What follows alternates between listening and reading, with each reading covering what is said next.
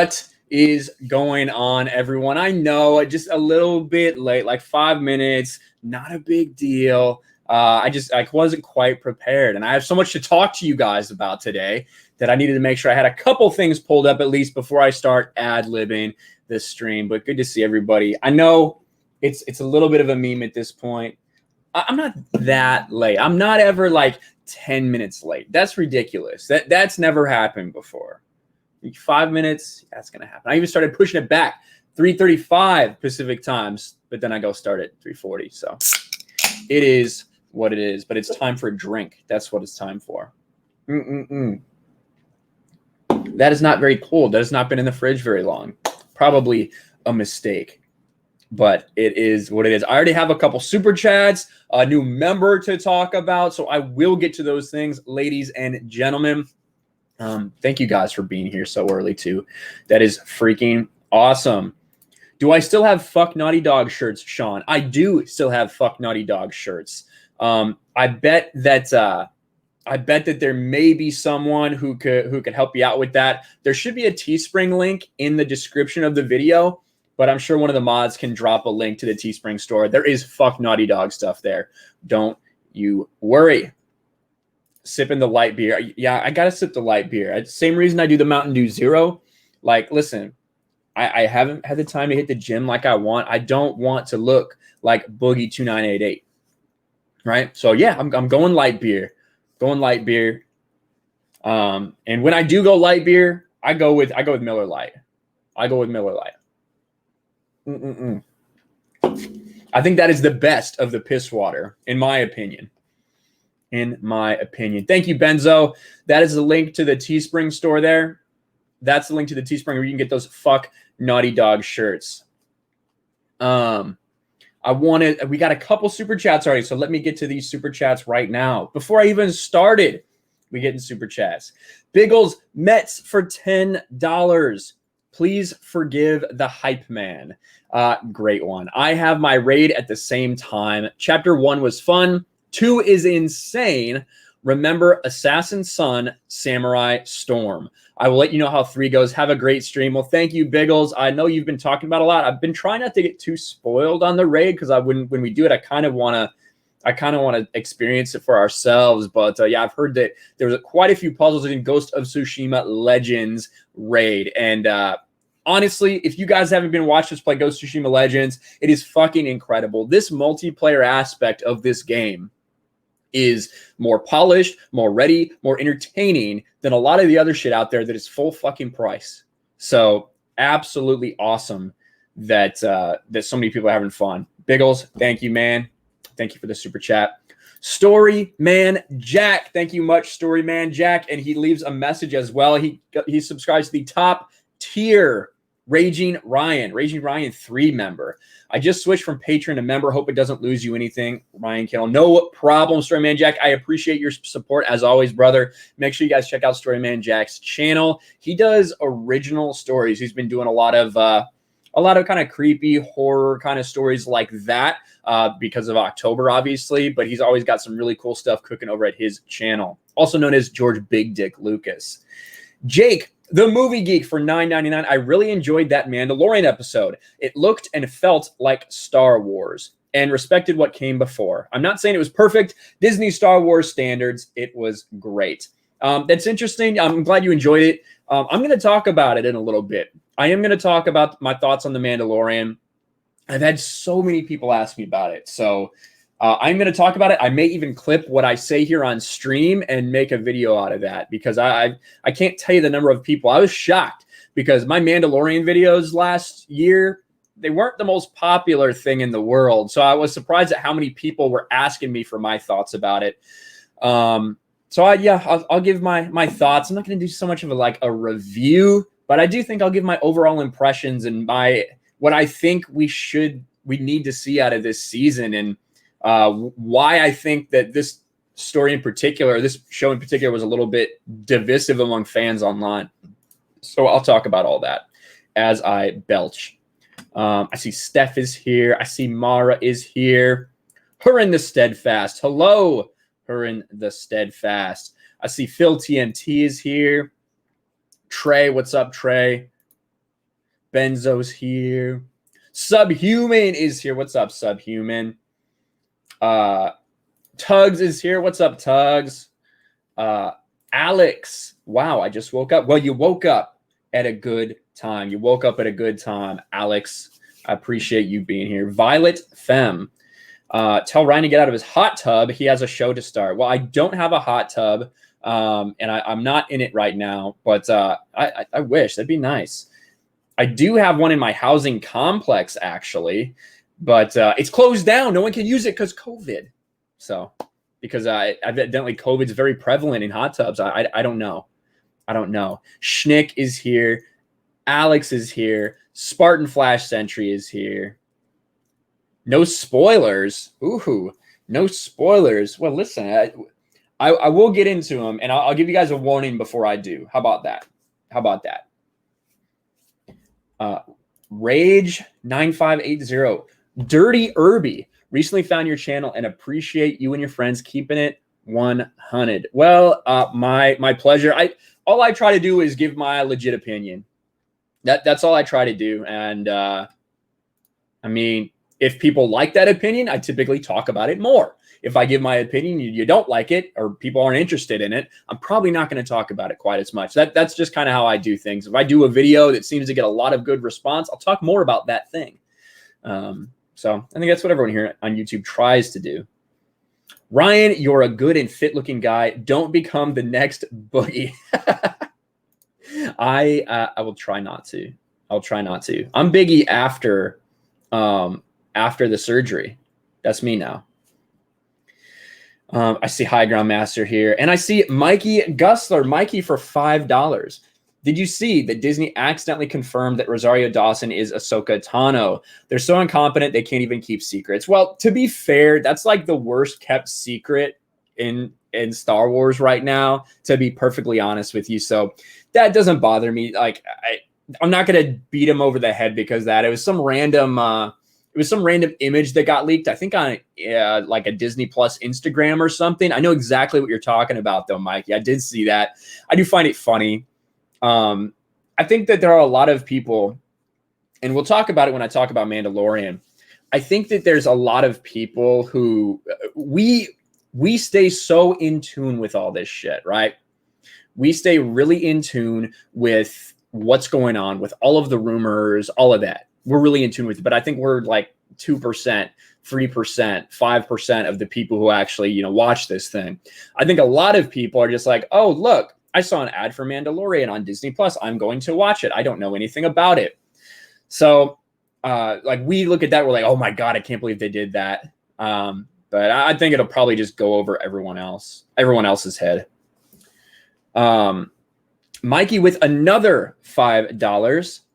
Mikey says, seems like I'm going to have at least a month to experience Assassin's Creed Valhalla. Will you be playing it up until Cyberpunk 2077? I think so.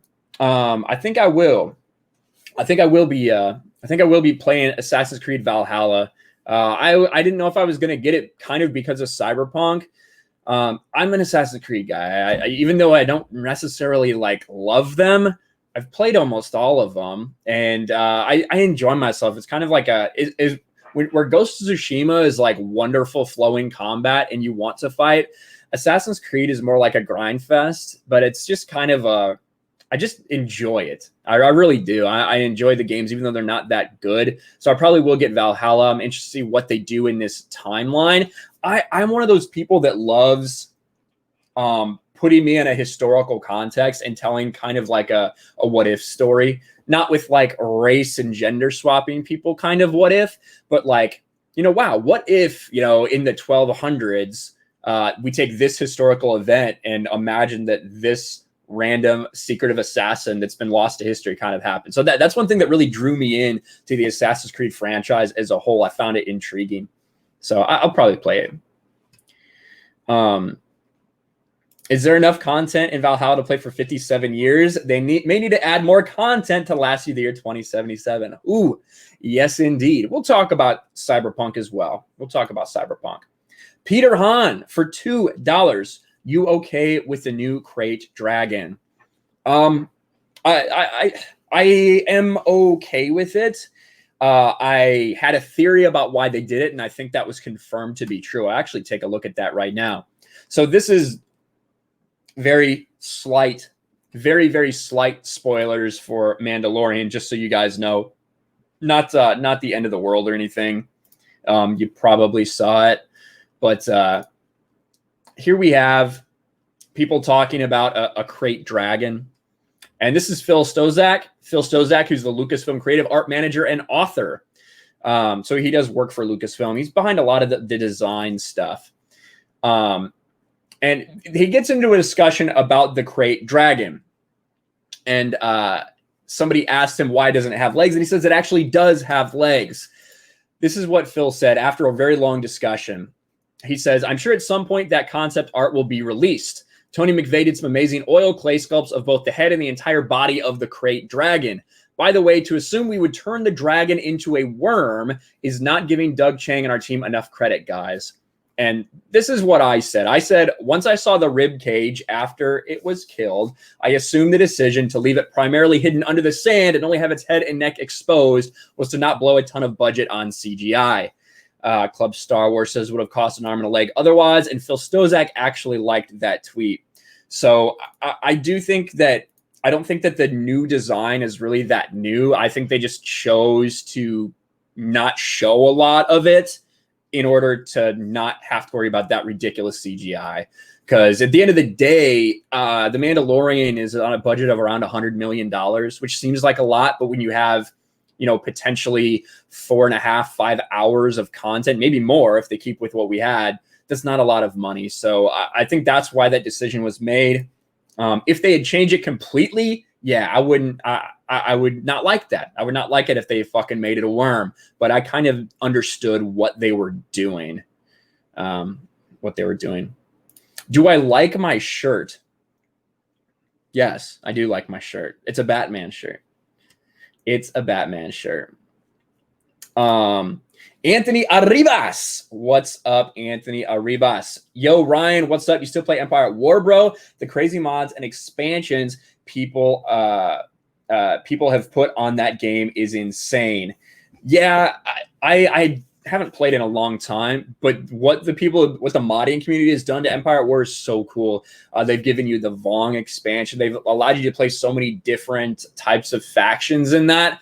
It's really made that game have a lifespan that I don't think it would have had normally. If you guys haven't played Empire at War, it's like a real-time strategy game for Star Wars, and the best part of it is the space combat. You have a whole space combat system that you build your fleet, send your fleet into attack a defending planet, and if you can conquer them in space, that allows you to do a land invasion. And then you slowly take over planets and control the galaxy. There's a lot of different campaigns you can run and things like that. So, the crate worm. Stars still ripping off Dune. I wasn't a big fan of it being underwater like that. I wasn't or under the sand like that. And I think, like I said, the reason they did that was CGI. I basically can guarantee it. But howdy, Ryan. Hope you're well. Steeg, what's up, Steeg? Steeg, I did send you a DM earlier. Maybe in 30 or 45 minutes or so, I'm going to give my thoughts on a couple things and then invite some people in to give their thoughts on it. So if you're down to come on in like 30 minutes or whatever, I'll definitely send you that link, because I know Steeg has a lot of thoughts on The Mandalorian. And, we've talked about Mandalorian a lot already. We might as well just do it. I do think, we'll see. So a lot of people have been asking me my thoughts on Mandalorian, and I figured I should probably say it. And I think I'll probably clip this for a video at some point. I'm just kind of shooting from the hip right now. My thoughts on Mandalorian. I didn't have a lot of hopes for this season. One thing that I thought was interesting was the fact that there's not a lot of hype. There was not the same amount of hype for this premiere as there was for season 1. And I kind of thought it would be different. I understand it was the first big thing that really came to Disney Plus, a big Star Wars event that happened last year, but with as many people as should have got on the bandwagon and got Disney Plus and got onto the Baby Yoda theme, I felt like we were going to see more people I thought that we were going to see more people hyped for this season 2 premiere, and I don't feel like it was the same way. Remember everybody up tweeting they couldn't access Disney Plus? It didn't have that same feel. But when I watched it, before I get into all of the lore stuff, and we will talk about spoilers, before I get into all of the stuff that upset me about what they took from the expanded universe, I wanted to give my kind of objective thoughts about the episode. I think there's a lot of things they did well in this episode, and I think the one thing that The Mandalorian needs to fix is its tone. And what I mean by that is in season 1, when you had a change of directors every episode, it always felt different. So the first couple episodes felt like a real Western. Then it felt like they wanted to kind of do an infiltration, like kind of John Wick almost type of mission with the Mandalorian. Then in episode 4, it became the CW Mandalorian. Between the dialogue, between the interactions, between the plot of that episode, it felt like a CW show to me. Then you go back to Tatooine and just have a kind of a Dave Filoni flood you with nostalgia fest. Then episode 6, they went full John Wick again. Then episode 7, they have a more serious type of Deborah Chow episode. And then in episode 8, what do you have? You have Taika Waititi with a strange humor transition in between, and then you finish out that season. They went back to a straight Western feel with episode 1 of season 2. And I think that what they need to do is stay to a path, because I think that's why you're seeing people online that have different reactions. That's why you're seeing some people that loved it and some people that hated it and thought it was boring, because they don't know what to expect. So I really think you need to stick with a tone. And you have different directors for each one. I think that is one of the reasons that this happens. But as far as the episode itself, and I will start getting into spoilers here, Baby Yoda is kind of a problem for me. Obviously, I've talked about why I don't like Baby Yoda, why I think he's a marketing gimmick. But now, he wasn't really a part of this episode plot-wise, which I don't want him to be part of the plot. But he's still there. And the very fact that he is there is a problem. We see in that first scene that people know that the Mandalorian carries around Baby Yoda. He is sought after. He is highly sought after. Yet he's carrying him around openly. You can see him. There is no reason he should ever be exposed. He should always be trapped down in that egg that he's carrying. Yet he's not. People know it. They know that he carries him around. That's a problem to me. I don't think it's something that the Mandalorian would be doing with this prized possession. Then you have the fact that you didn't even keep him in the egg when you went to Tatooine. He was just in a satchel. You left him at the speeder bike again in a city that you don't know anything about. This child has already been attempted to be kidnapped a couple times. You just leave him out in the street? That seems so nonsensical, and it makes the Mandalorian seem so dumb, but it's all to get the cuteness factor. I didn't like that. I did like Timothy Olyphant. However, what I didn't like was, I forgot Cobb Vanth. I almost forgot his name for a second. They changed Cobb Vanth's backstory from what they had written down 5 years ago of how he found Boba Fett's armor. So I like Timothy Olyphant. I think he plays a good kind of Western martial type character, but I don't understand why they didn't just stick with the lore that they had. But again, this is Dave Filoni involved with this story. The Mandalorian wants to get Boba Fett's armor back, and Boba Fett's armor is iconic to us. But the thing is, the whole episode, this is just because he thinks it's a Mandalorian's armor. There's no significance to the Mandalorian for that armor itself. And I wonder if when he eventually does meet Boba Fett, if he'll even understand the significance of it all. But I guess we have to kind of wait and see. But I thought that was strange. The whole thing with this first episode is it felt a little bit strange that the premiere was about gathering this piece of armor, and it didn't advance the plot in any real way. It's only to introduce Boba Fett. So is that telling me that Boba Fett's going to be a huge part of this series if you chose to use your premiere to introduce that? Potentially. Now, the plot was basically, I will give you, Cobb Vanth says, I'll give you my armor. I'll give you this armor that you want to take back if you help me. There's a crate dragon that's terrorizing the town. We need to kill it. They actually team up with the Tusken Raiders to do this. And we have more interaction between the Tusken Raiders and the Mandalorian. They need to explain how the Mandalorian is fluent in Tusken. It's very clear that Cobb Vanth doesn't understand how he can communicate. So it's not something normal, which means they have to explain how he knows how to do it. I guess we'll see if that ever happens.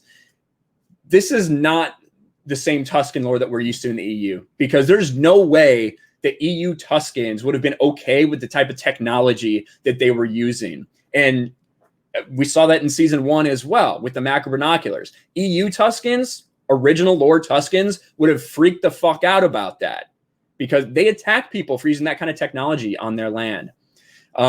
And they eventually need the help of all the people in the village, and the Tuskens all team up together to take down this crate dragon that's terrorizing everyone. The plan is to use a bantha, right? Well, they kind of show, that's how they show him the crate dragon originally. They try to sacrifice a bantha, which, if you know anything about original Tusken lore, the banthas are sacred. It's like a bond. Think of it not quite the same as Avatar, when, you know, with their animals and that bond that they form together, but very similar. Like, they're kind of connected spiritually and connected to Tatooine itself, to the point where if a bantha died, if a Tusken lost his bantha, that bantha, like, he wouldn't even go back to his tribe. He would stay out in the desert and wander around, sometimes die, unless he could find another bantha to tame. And I just can't see them sacrificing their banthas that way. Doesn't make any sense to me. But again, they're just disregarding a lot of lore to tell the story that they want to tell, and they have a humorous situation to see the Tusken get eaten. That's the choice they made. But the whole plot of this is they're trying to get the crate dragon out of this cave to blow it up. If you've played KOTOR, you played a quest exactly like this. And to me, I've seen two reactions. Some people love that they included something from the EU in this. I feel differently, because to me, I know that my lore was thrown away. My expanding universe, it was said, no, this is bullshit. We're throwing this away. We don't want it. We want our creative freedoms. But now they're taking things from it. And where I get upset about it is the fact that 95% of the people that watch this are going to think that this idea came up with by Favreau and Filoni and Disney Star Wars, that this whole plot was from them. It wasn't. It was from Drew Karpyshyn. It was from a KOTOR quest made back, 2003? It is straight ripped off from that, between using banthas to lure the crate dragon out, to using explosives when the sensitive underbelly got underneath it, everything. So that, to me, it just makes me roll my eyes. But it's more the same. We get told all the time, well, the EU was scrapped because of this, and then they continue to use parts of it. So from an EU standpoint, I wasn't a big fan of that. But there are some people that love the fact that they used parts of the EU.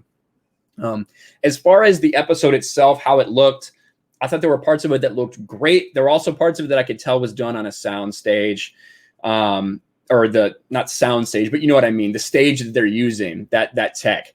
And of course, at the end, we get the reveal after the Mandalorian defeats the crate dragon by getting eaten by him and having a bantha loaded with explosives and exploding it from the inside. You see the crate dragon pearl that the Tuskens dig out of the dragon. Again, expanded universe.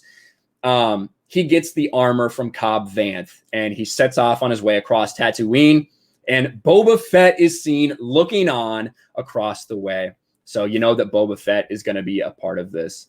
Overall, like I said, I think there's good parts about this show. I think that it needs to decide where it wants to go, and it should really start respecting the fucking canon. I understand they're going to do shit different from the EU. I'm still going to criticize it and question why you're doing that. But you have your own canon. Cobb Vanth, the armor, he told a completely different story than what actually happened. You invented an Imperial occupation that never happened, according to your lore too. So I really think that there's a lot of things that still need to be fixed with the show from a continuity standpoint, and Disney Star Wars in general. Overall, I thought that it was okay. I thought it was mediocre. I didn't think it was the best episode. I didn't think it was the worst episode. Those are my thoughts on it. So now everyone has it, so you can go back, since you've all been asking. Now let me actually check the chat. Let me check the chat. All right. Let's see. No super chats, so that's easy. I went the whole way, no super chats. Now let me catch up with the actual chat. Mando better not kill Boba off. He's going to want his armor back. Potentially. Oliphant would have made a perfect Kyle Katarn. He's a little skinny, maybe, but yeah, I agree. Blame the Controllers here. What's up, Blame the Controller? How you doing? KOTOR is one of the best games and the best Star Wars stories ever made. 100% agree. And then he also says, I think the show is fun, but the writing is still pretty bad. Yeah, like I said, I think there is good parts about it. And I do think that as far as Disney Star Wars goes, it's kind of the best thing you have going right now. But they've turned Baby Yoda into a problem. He is a walking, talking, well, he doesn't talk, but he's a problem following him around because they need to have him out for the cute factor, for him not to mean anything to the plot, but to show him every couple minutes doing something cute for all the 45-year-old women in the crowd that want to see that shit. And I think that overall, I can't suspend my disbelief at that. I can't think that this Mandalorian's this fucking dumb that he has him just walking around. One of the most coveted things that he knows of in the galaxy. There's people out to get him. Everyone who's interacted with him, except the stupid cringe Afro lady, wants to take him. So I think that it's a problem that they need to fix, because every time I see him out, it's like, wow, why are you so dumb, Mandalorian? I don't know. That's just me. Let's see. What else do we got? David, what do you think about Woke Last Was 2 beating Ghost of Tsushima because it was not woke for their view? I don't know exactly what you're talking about as far as beating. Obviously, Last of Us 2 still, sales-wise, is above Ghost of Tsushima. With Ghost of Tsushima still gaining ground on it. Like I said, I made the prediction a while ago that I think a year from now, you'll probably have more Ghost of Tsushima sales than Last of Us 2. But it's going to take a while, especially as Legends continues to take off.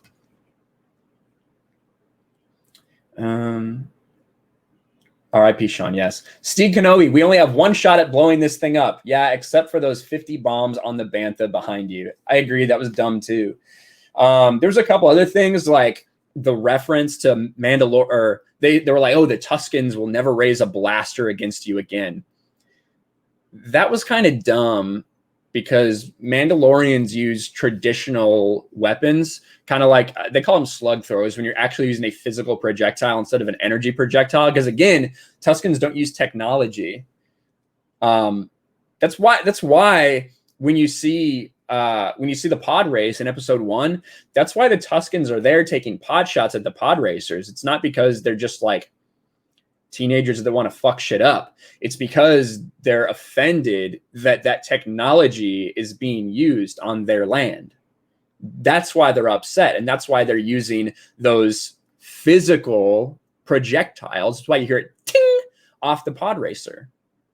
And that's not what Tusken Raiders are anymore, because they can't keep track of everything. Mikey Gussler for $5. Thank you again, Mikey. Any new news about the Snyder Cut and Ayer Cut? I heard that the Ayer Cut had all score, no songs. It is at least 3 hours. It might come out on HBO Max Christmas Day. I'm going to get to the Snyder Cut and Ayer Cut stuff. Let me just so you don't have to, I don't want to leave you hanging for like an hour, because it might be an hour till I actually talk about it. I'll show you this really quick. I saw those reports out there. I'm getting really sick and tired, to be honest, of like the Snyder Cut and Ayer Cut like scooping community and these dumb little things that they're doing. But this came out on Small Screen UK exclusive. David Ayer's Suicide Squad cut is happening and coming to HBO Max. This is the article that it's referencing.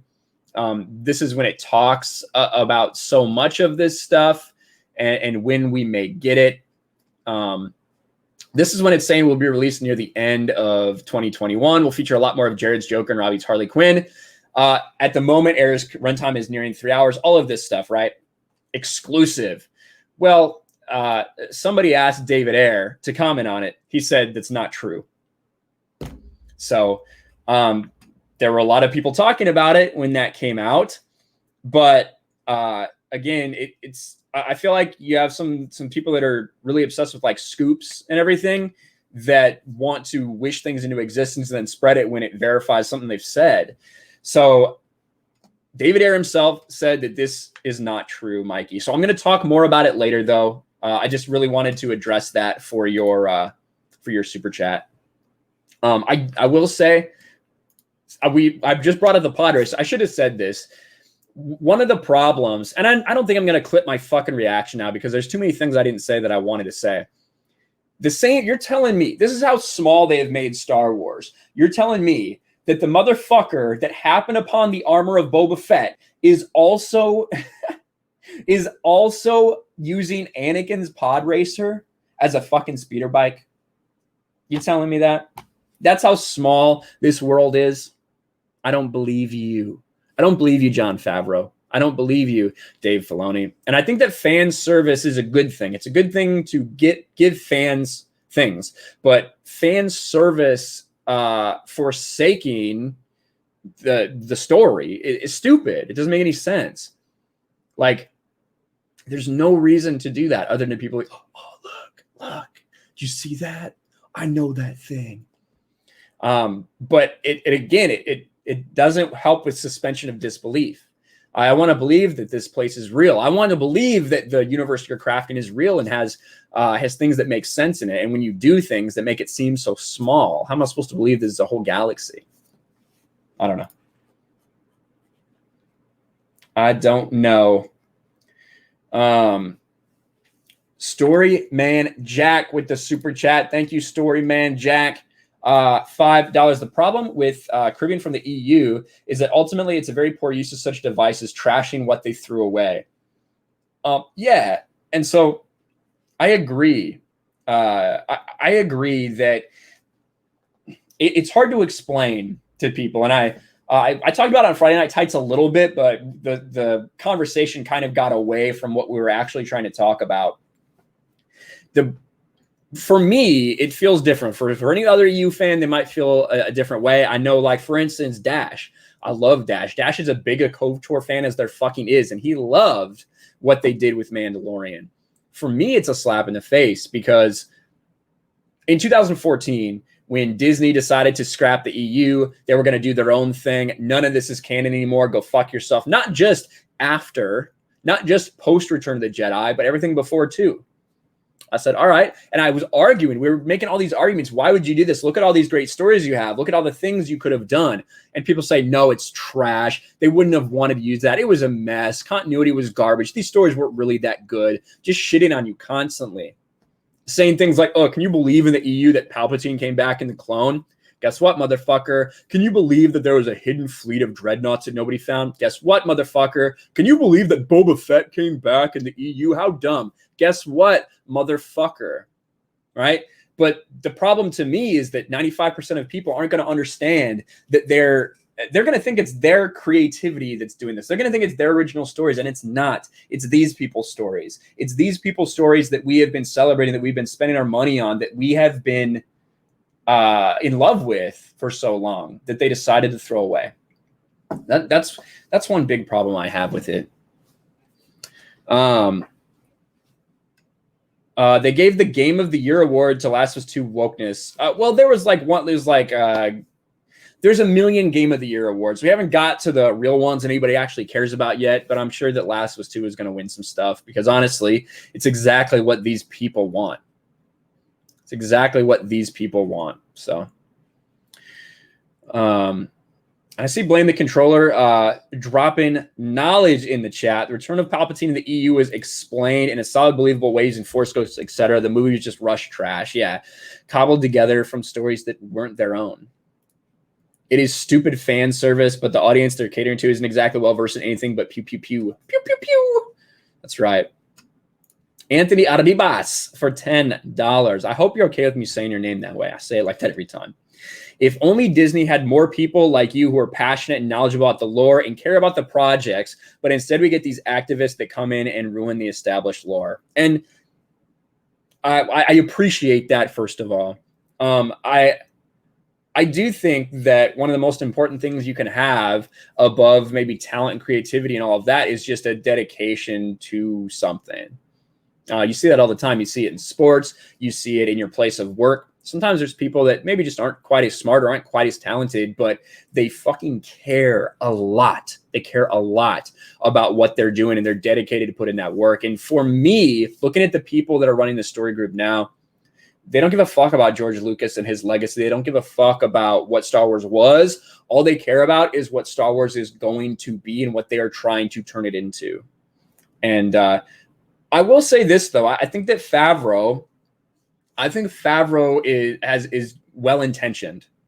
From things I've heard behind the scenes, from things that have been reported, and even things I've seen on screen. I think that Favreau is well-intentioned. And I think that in general is a good thing. You know, even if The Mandalorian isn't fucking perfect or even good, in my opinion, I think it's full of plot holes. The fact that I'm not talking about identity politics, I'm not talking about a director telling me that I'm a piece of shit, that I'm fucking racist, that I'm sexist, misogynist, any of this stuff. We're talking about lore. We're talking about story. And that, I think, is the most positive part about The Mandalorian. I still don't think that I would ever be able to really, truly love anything from Disney Star Wars, at least in that canon timeline. But I do think that that's a good thing when it's all said and done. So, but, you know, that's just my 2 cents. Yeah, Favreau's better than the rest, but he's not a savior. Yeah, I kind of agree like that. I kind of agree with that. Thank you, Trey. I think it's worse than just not caring. From what I've seen in Star Wars, Star Trek, Doctor Who, etc., the new writers are going out of their way to break canon. Ryan even said that was part of his goal. Yeah, that's true. I actually think that Star Trek and Doctor Who might be worse than Star Wars when it comes to like the people behind it actively trying to fuck it up. But I think Star Wars is just the bigger property in general, so we see it more. Whereas I think there's a lot of that going on. There are people that just want to say fuck the patriarchy, fuck everything that came before us. Star Wars was racist. Now we're making it better kind of people. But yeah, it's bad. It's bad all around. Star Wars was worse than Dark Empire. Oh yeah, 100%. 100%. Star Trek fucked up. JJ has his movies. Yeah, that's true. Perry Chan's in the chat. What's up, Perry Chan? Good to see you. 100% agree on Doctor and Trek being in worse conditions. Yeah, I think it, like, as far as the people behind it actively trying to say fuck the fans, I think it is worse in those two franchises, but those aren't franchises I care about. So it doesn't really offend me that much. You know, it's not something that I shouldn't say it doesn't offend me. It upsets me, but I'm not hurt by it, if that makes any sense, because I'm not a Trekkie. I'm not a Whovian or whatever.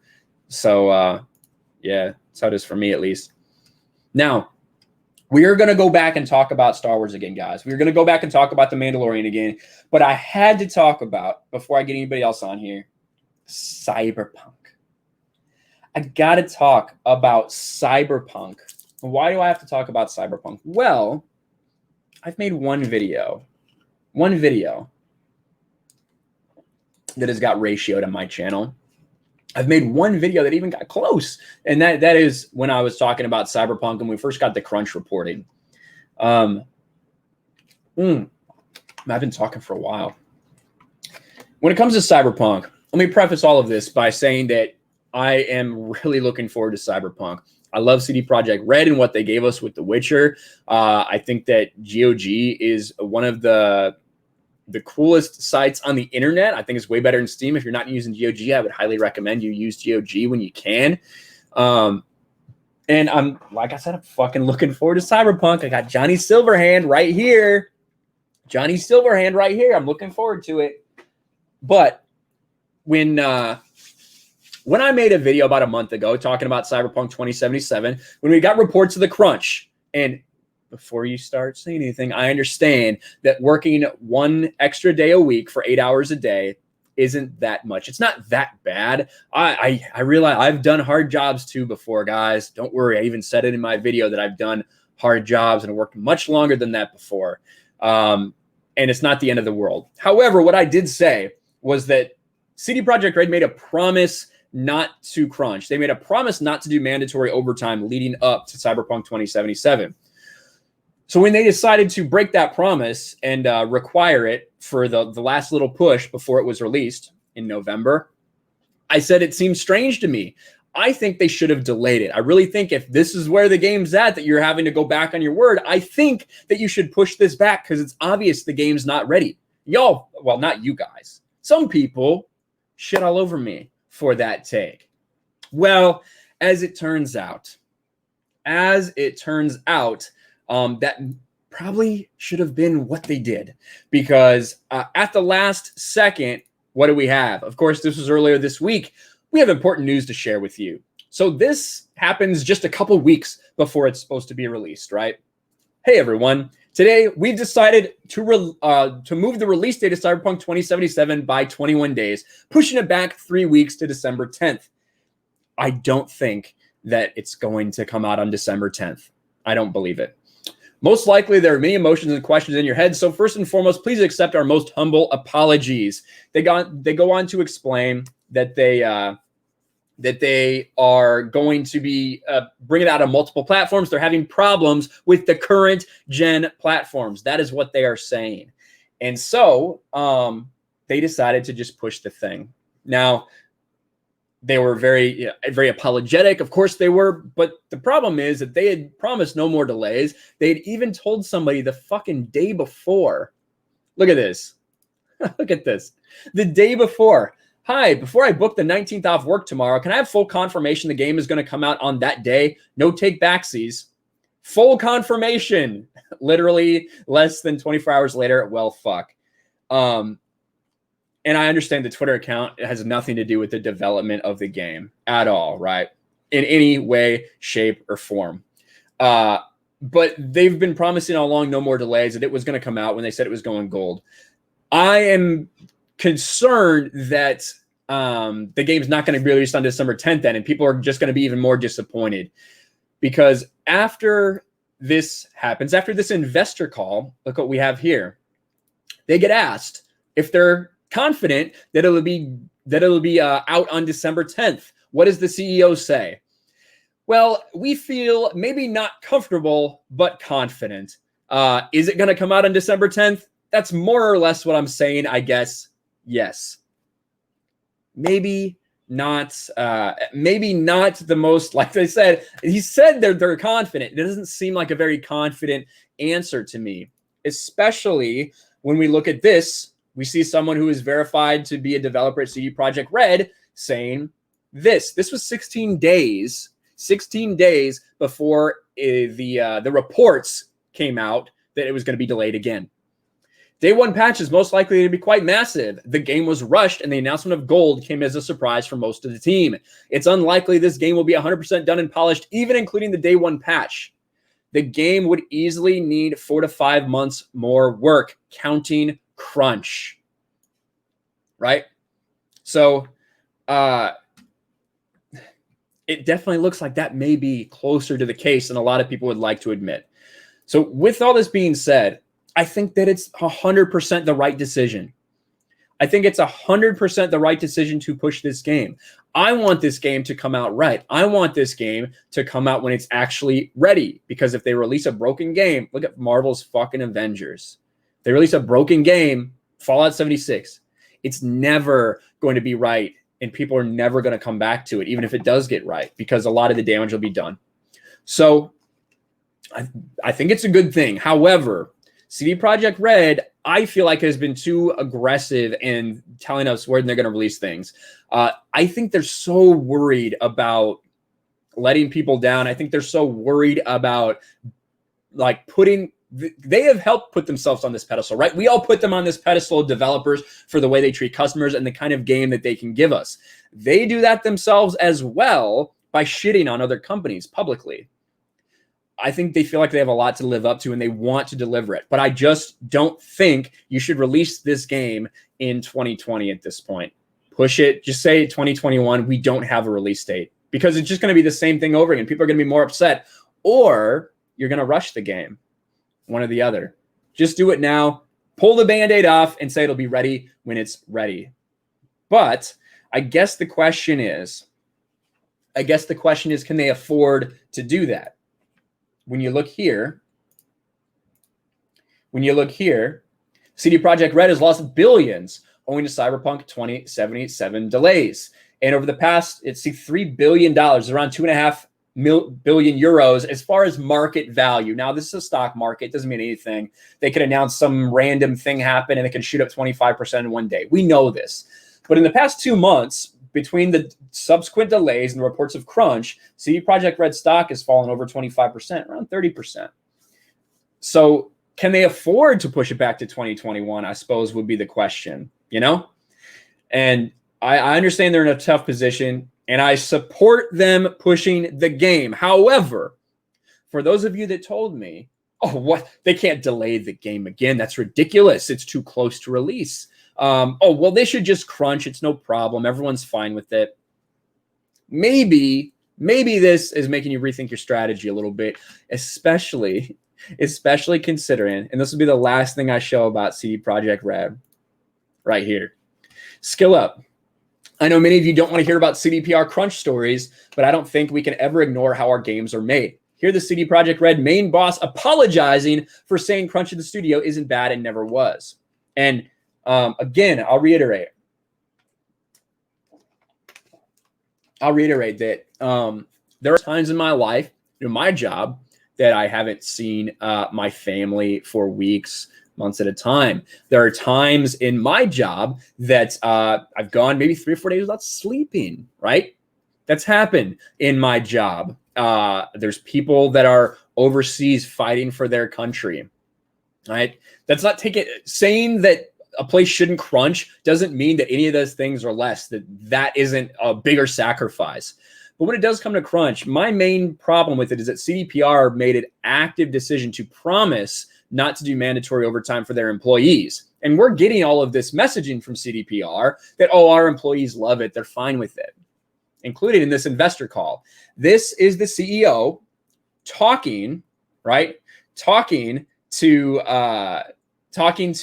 their investors. Regarding crunch, actually, it's not that bad and never was.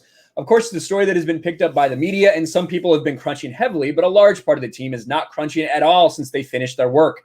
It's mostly about QA, I think is what he means, and engineers, programmers, but it's not that heavy. Of course, it will be extended a bit, but we have feedback from the team. They're happy about the extra 3 weeks, so we don't see any threats regarding crunch. And that's fine. That's what he said to his investors. Hours later, he sends an email to his employees apologizing for how he talked about crunch. So there's something not adding up. I don't believe that everyone's just super happy that they're crunching. I just don't buy it. Here it is. From the bottom of my heart, I would like to apologize to everyone for what I said during Tuesday's investor conference call. I had not wanted to comment on crunch, yet I still did, and I did it in a demeaning and harmful way. Truth be told, it's only now when the stress connected with the delayed decision, the call itself is lifting, that I'm fully realizing the true extent of my words. I have nothing to say in my defense. What I said was not even unfortunate. It was utterly bad. For that, please accept my most sincere and honest apologies. I was and still am proud of the heart and soul you put into what you do every day. Yours humbly, Adam. So I don't quite think that what we're hearing publicly about crunch is necessarily the same thing that it's from internally. Again, crunch in Poland, it's protected by Polish labor laws. It's not anything like the crunch we see sometimes with here in America, where sometimes it's not even paid, where sometimes people are being worked literally to the bone. But I think it's more about the principle of the thing that they told us they weren't going to do it. Now they did it because they knew that this game is not anywhere close to being ready, guys. And just fucking delay it, man. Just fucking delay it to 2021. Don't try to rush it. I want to enjoy this game when it comes out. I don't want it full of glitches. I don't want to enjoy it in December. I don't want to enjoy it in November. I just want to enjoy it. And I think the best way to do that is to make sure that the game is fully and completely done. But that's just me. Is the delay due to software issues or because they've seen both horrible outcomes Avengers had? I firmly believe I firmly believe that the reason that they're delaying it is because, well, they just bit off one they could chew because they want to deliver such an incredible game. So it was supposed to release in April just on PlayStation 4, Xbox One, and PC. Now, when you start to move the delay closer to the next-gen consoles, then you also have to get a version of the game ready right then at release for those next-gen consoles. So then a lot of your time gets developed into that.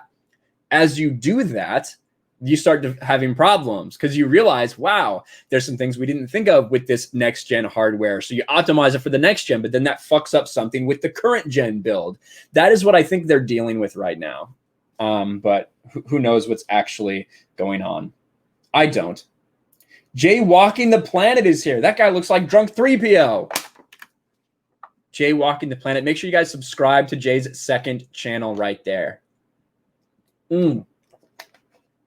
Man, I'm thirsty today. I am thirsty today. Anthony Arribas for $4.99 says this game getting delayed till next year. LMAO. Let's be real, 3 weeks won't be enough. That's kind of where I'm at with it. I don't think that 3 weeks, like, if it's really not ready for release, is 3 weeks gonna do it? Is that gonna be enough time? Just don't rush it. Just push it back. Stop building up expectations and then having to go back on it. I don't know. That's just where I'm at with it. I'm looking forward to it, though. I can't wait for when we actually see Cyberpunk 2077. Florida is not real. Is Ryan thirsty today because of No Nut November? Yes, that is why I'm thirsty as hell. Looks like Denver Chargers is going into overtime. That's interesting. All right. Now, let me send a couple links out. I know Stieg, I'm sure Stieg has some things to talk about Mandalorian-wise, and I'd like to bounce some things off of him. So let me get that to him. Boom. Boom. Boom.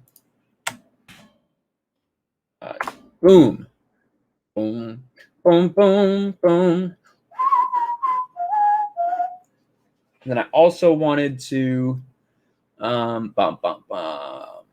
where's it at? Dang it. Can't find it.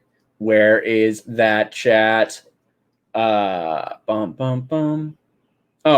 the pictures changed. That's why I couldn't tell it.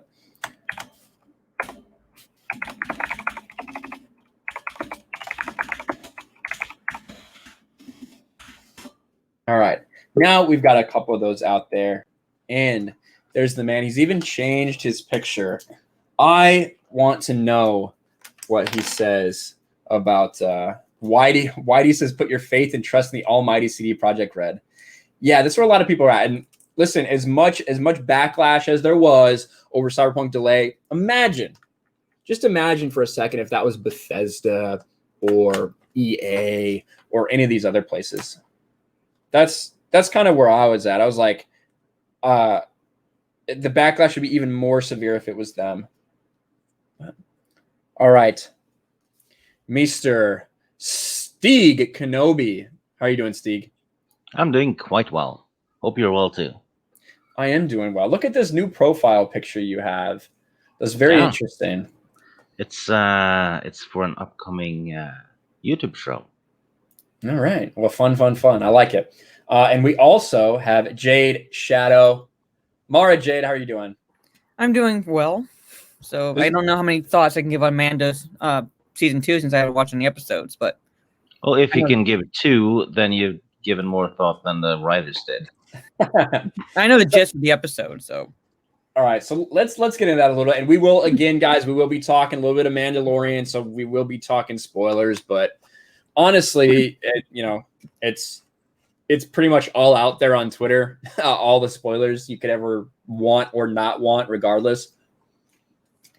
So, Stieg, what did you think about the show from not thinking about any experience in the EU, just like kind of an objective point of view before we get into things that they changed nonsensically? I completely ignored the EU when I watched this one because it's not relevant to The Mandalorian. So Yeah. I simply stuck to what Disney says is canon, right? Mm-hmm. It didn't even keep to their own canon at all. That was my thing. The Cobb Vanth, the Boba Fett armor. Like, there is a story of how Cobb Vanth, that character, found that armor. It's in the Aftermath series. It's literally written down on page. One of the first things they decided was going to be canon in new Disney Star Wars. Yeah, and they retconned Chuck Wendig, which I thought was fun, actually. It's funny, but it just goes back to, like, what care do they have for this, and why did they do it? That was, for me, I didn't understand why they decided to do that. Yeah, it's like, if Disney don't even care about the stuff they write themselves, why should the fans care about what they write? And did you point out, because I've seen you going back and forth on Twitter. And sorry, I was like busy all day visiting family, so I wasn't able to really comment. But you pointed out that didn't Disney also say, and even in their canon, that banthas were sacred to Tusken Raiders? Yeah. Okay. Just go look at the Wikipedia page under canon for them. They actually use the same lore as the EU. Well, the thing is, like, Wikipedia isn't necessarily an official source. Some of their canon shit they just left in there if they don't have any. Some of the legend stuff they just left in there for canon if there wasn't really a good reason to change it. So I would be interested to know where in canon sources they're getting some of that stuff about Tuskens. You know what I mean? Because I can't think of any. Because everything else, new canon stories that they're getting Tusken lore from. Yeah, and they kept all the other lore bits that used to be canon about the Tuskens, except for the technology stuff. Even just keeping that lore, like you said, keeping it because they couldn't think of a reason to change it. Well, that still technically makes it canon. So if it's still technically canon, even within Disney, then Jon Favreau and Filoni doing what they did goes against it. So it's still, regardless of why it was kept, it doesn't make a difference. Filoni is even going against his own writing, because now they're saying that it's always been the way that Mandalorians never remove their helmets, and Mandalorians fought side by side with the Jedi sorcerers eons ago. I was like, no, they fought with them just 10 years ago when they removed their helmets all the time. Actually, like less than 10. Well, is it 5 years after Return of the Jedi the show takes place? This show's about 5 years after Return of the Jedi, and you have to imagine that Rebels is around 5 years before Return of the Jedi-ish. Now, he did see a little bit right after Return of the Jedi with Sabine, that last little scene with her before she goes to Ahsoka, but she's also kind of pretty well removed from Mandalorian culture in general at that point. So you could make an argument she's not a Mandalorian, but they fought alongside Anakin and Ezra, so technically they fought, and other Mandalorians fought alongside Jedi. So he can't say it was eons ago. Yeah, I mean the Clone Wars, the Jedi fought the war on Mandalore, Siege of Mandalore. Where all of them removed their helmets. Yeah. So 2 or 3 decades is not eons. And I made this comment in the chat earlier in your stream that I kind of find it hypocritical for those people who were complaining about lore breaking in the Disney Star Wars movies, the episodes 7, 8, and 9, but then are fine with the lore breaking for The Mandalorian because it feels more like Star Wars. Yeah, it has all the right props. That's all it takes. That really shouldn't matter. Just feeling like Star Wars shouldn't be the sole reason you enjoy the show. You have to have good writing. You have to have consistent writing. And consistent writing means remembering the lore you yourself established. Yeah, and every... doesn't matter like two shits if it feels like Star Wars. It doesn't make it a good show. Well, I think that, like, when you get a property that's pretty big, retcons are something that needs to happen sometimes. If you just want to go in a certain direction, And so, like, you know, we saw in the EU that there were sometimes some very small retcons and fixes that had to be made because there was one thing here or there. Mhm. What doesn't make any sense is like what we had here with, say, Cobb Vanth.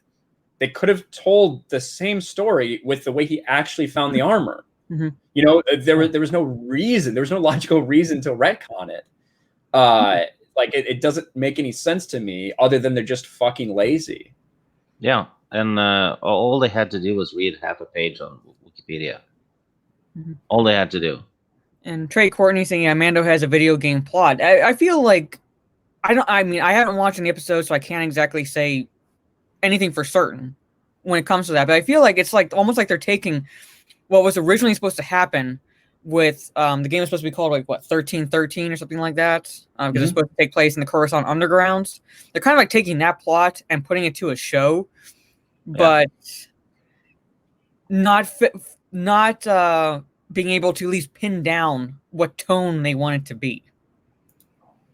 Yeah, because they have different directors for each episode, so they just add their own tone, so it just feels off, I guess. I will admit though the fight against the crate worm at the end was done way better than the KOTOR game did it.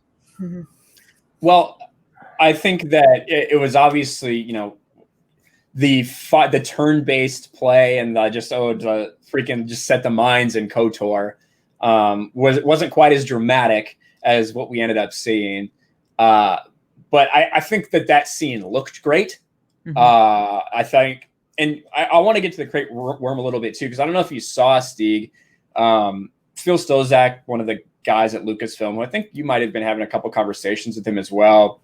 He came back and said something. Let me find it. You know what he said? He said that they used the the bones you see in episode 4. They used that as a starting point. No, sorry. They used that skeleton for the design of the worm, and I'm like, the head is completely different. The worm on the show had ribs. So all they really used was a spine. Pretty much. Like, not very. I've seen. Yeah, it's just okay. So you just use the generic spine. Okay, that's well done. And I think people were like pointing out, like, well, you don't see any legs or anything like that with the skeleton. And I'm like, well, like, there's so many explanations that could be made for why you're not seeing all the parts to the skeleton. In that regard, you can't say like because like you're not seeing appendages.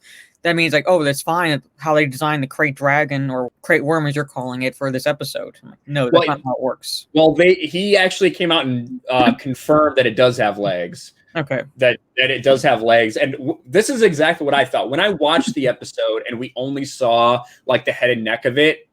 I didn't think that it was a worm. What I thought was that they are trying to not reveal a lot for CGI. They're trying to keep it minimal because they couldn't do it justice and have any money left for the rest of the show. That's what I felt. And I wanted to show you this thread. I showed it in the beginning of the stream. I'll show it here too. The crate dragon did have legs. Here, I'm sure at some point the concept art will be released. Tony McVeigh did some amazing oil clay sculpts of both the head and the entire body of the crate dragon. By the way, to assume that we would turn the dragon into a worm is not giving Doug Chang and our team enough credit. Well, all they had to do was show one leg. Right. But and then this is, and I said exactly what I said. Once I saw the rib cage after it was killed and realized that there's way more to this thing, I assumed the decision to leave it hidden under the sand and only have its head and neck exposed was to not blow a ton of budget on CGI. And it seems like that's probably the case.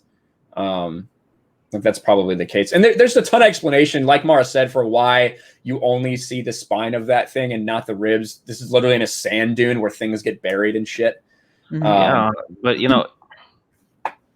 it was obvious that they copied the KOTOR scene, right? Explosive under the ground outside the cave. Thing is, though, they said the cave was a Sarlacc pit. And the dragon had eaten it. I mean, Sarlaccs don't have nests. Wait, hold on. Time out. What? Yeah. They said the crate dragon ate a Sarlacc and took its lair, basically. But why the hell would Do they know Sarlacc anything be in a about the cave. Sarlacc pits? Yeah, and no, they don't know shit. I mean, That is what they if said about the cave. Yeah. yeah, so if a Sarlacc had a pit in the cave, it wouldn't get any food.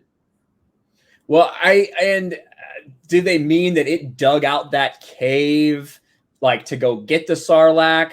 I don't fucking know what they mean by that. But that did bring into question, do you think, because we don't know how Boba Fett escaped. We don't know how Boba Fett escaped in Disney canon. Do you think that maybe that the Sarlacc that fucking Crate Dragon ate was like at the pit of Carcoon Sarlacc that Boba Fett would have been stuck inside? Actually, at this point, I would not be surprised if it was. That's what I think they're gonna do. Oh, and I well, don't know. Lord Vader literally just said, I think what they mean is the Crate Dragon ate the same Sarlacc. That is what I think is going to happen. Yeah. Yeah, and then Boba Fett just spends years walking around in the desert, and he doesn't even look for his armor. I don't know about that part. You know, that one was kind of weird because at the beginning, the Mandalorian gets information from a guy on a different planet about there's a Mandalorian on Tatooine, right? Yeah. So he goes to Tatooine, Mos Eisley. Nobody knows about any Mandalorian, right? Right. But they think there might be someone in this other town that they don't even know where is. It's not even on the map. So how the heck could a guy on another planet know about it if the locals don't even know? Convenience. You're trying to find logic right now. Well, I don't want to defend him too much. In their defense, the guy he was talking to, the reason he was there is because that guy is like known for knowing shit about Mandalorians. So if there were anybody to hear a whisper, I guess it would be that guy. What I think is stupid is the fact that you have the Mandalorian. Just everybody he meets, he's like, hey, I'm looking for any Mandalorians who have been in hiding. Do you know where any are? It's like, yeah, no, I don't. They're probably hiding. Yeah.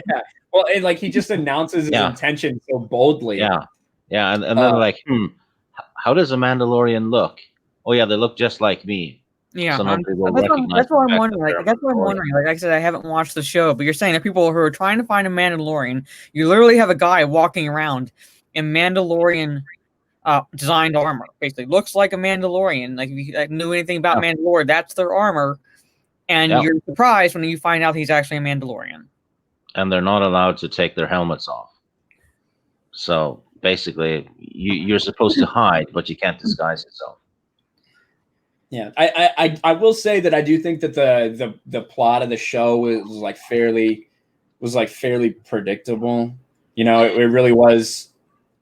We're not talking about this like upper echelon storytelling or writing in the show at all. It's very simplistic. And it's not necessarily the worst thing in the world. We've had enough subversion of expectations, but it was very much another like nostalgia trip. That's kind of what this was. Yeah, and giant plot hole though, because there's nothing in Disney canon that says that Tatooine was under an imperial occupation. Exactly. That was one of the dumbest things. That was one of the things that Tatooine is known for. The fact that there's not any imperial occupation. The fact that it belongs to the Hutts. That it's run by the criminal underworld. Or the criminal underground. That's why there's able to be things like slavery and things like that. The Empire wouldn't have fucking bothered. No. Like they worked kind of with the Hutts. They kept them in. They didn't work with them, but they kept them under control. They kind of left them their own section of the galaxy. Yeah, I mean, if you think about it, they show up in occupied Tatooine for what? So they can steal the water vapor? Yeah, there's nothing of value there. Yeah. So and they did. They invented this imperial occupation, and then as soon as the Death Star blew up, which they happened to be watching, like live streaming the Death Star blowing up in a cantina, these mining thug goons come in and are like, "We run this place now." When in reality, the Empire never ran it.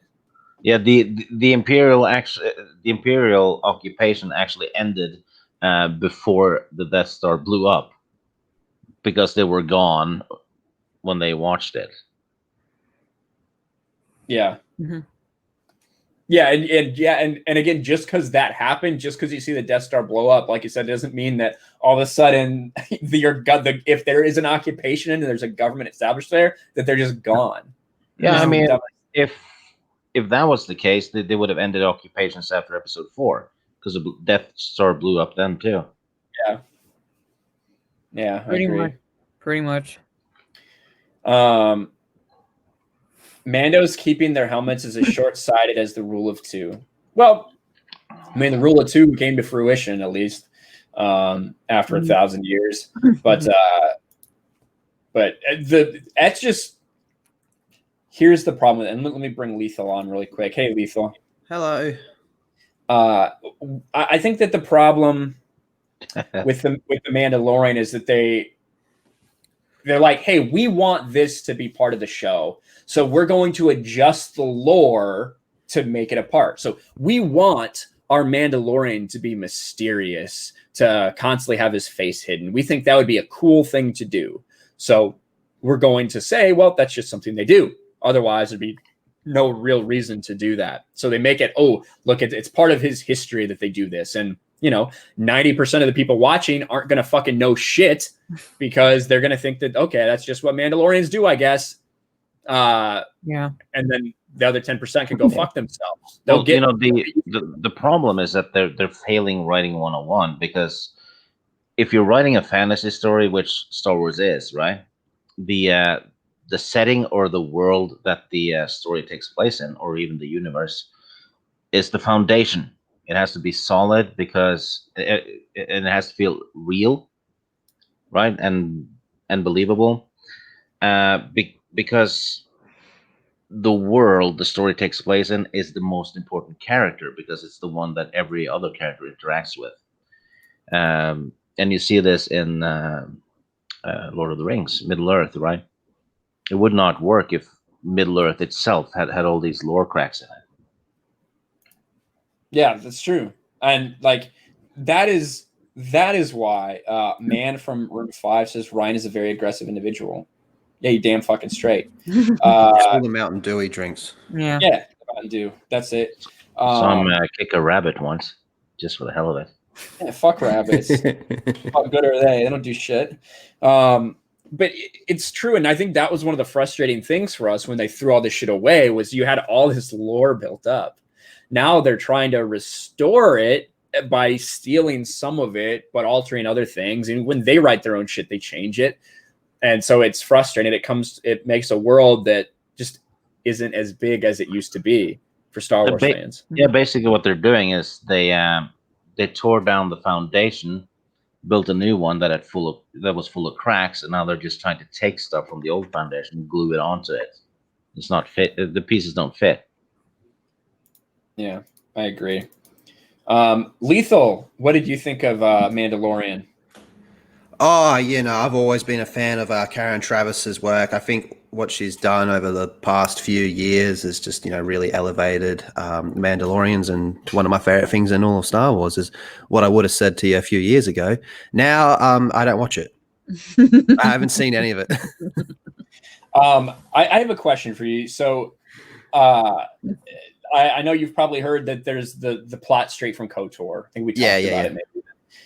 Do you I feel like there's a split amongst people who like the expanded universe, the old expanded universe, of people either hating when they do anything like it and taking any story from it, or some people think it's a sign of respect and that they think it's really cool that happened. Like, for instance, Dash, right? Yeah. Dash loved the fact they did that in this episode. What are your thoughts about it? I think it's been done both ways across the board. Sometimes it does come across as a little more respectful, which is what this looks like to me. But at the same time, it's like, fuck you, you said it never happened. And then you took it from KOTOR of all places. But then other times you look at Thrawn. I think Thrawn's one of the biggest examples, which was probably the most prominent or most, recognizable EU character apart from Revan and Mara. And look what they did to him. That was just totally disrespectful. You turned him into an idiot. But in this regard, I'd say it was respectful, but at the same time, it was kind of a fuck you moment as well. Mm-hmm. Yeah, I think I think someone played KOTOR or looked up stuff, and then they tossed it in as a member berry. To be honest, they're banking on nostalgia really through this show. Like like little bits here and there for the people that, hey, you were complaining about this in the sequel trilogy. Well, look what we have for you here in the Mandalorian. This feels like Star Wars, doesn't it? Feel like Star Wars to you? And it kind of like, when you watch it with those rose-colored glasses on, you're going to miss that. Yeah, like surface level, yes, feels like Star Wars because of the nostalgia, and yes, like practical effects and everything. But below the surface, not much to it. Really, not much to it. Like Stig said, it's basically like they tore down the existing foundation, put up a new one full of cracks, and they're like, oh well, we got pulled from this old foundation. Hopefully, it fits here. And it's a proverbial like square peg in a round hole. It doesn't work. Yeah. I have to say, Timothy Oliphant though was superb in this episode. I agree. I think he was awesome. And that is it's the first thing I said. My criticism about it is they need to pick a tone for the show, and just stick with it. If it's going to be Western, make it Western. If it's going to be a fucking like he's some kind of spy infiltrator, something like that, fucking do that. You can't just keep changing things. And that is I think that's what led to people having different expectations for the show, and why some people thought this is the best thing ever because they got back to the Western feeling that they wanted. And some people saying, what the fuck is this? Because they didn't like those parts of the first season. So I think that the Western feeling ultimately is like probably the best tone they could have used for this. It's kind of like the Clint Eastwood films where you don't know his name, basically. Like he's just, I don't want to say the outlaw, but I can't remember which one it is where you don't know his name. But the whole trilogy. Yeah, I'm saying like you don't know his name, but it has that like you root for him, basically. There's an air of mystery to him, and that would have worked for the Mandalorian. We didn't need to know his name. We didn't actually need to see his face, arguably.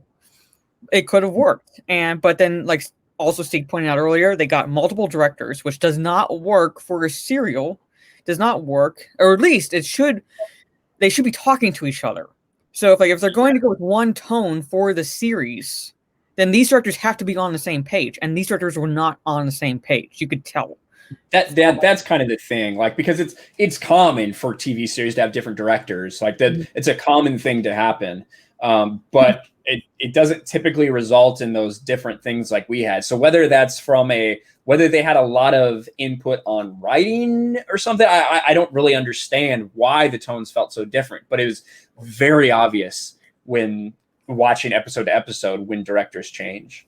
Yeah, and season 1 had a few really good episodes, but it also had some really bad ones, right? So it was just hit and miss all the way.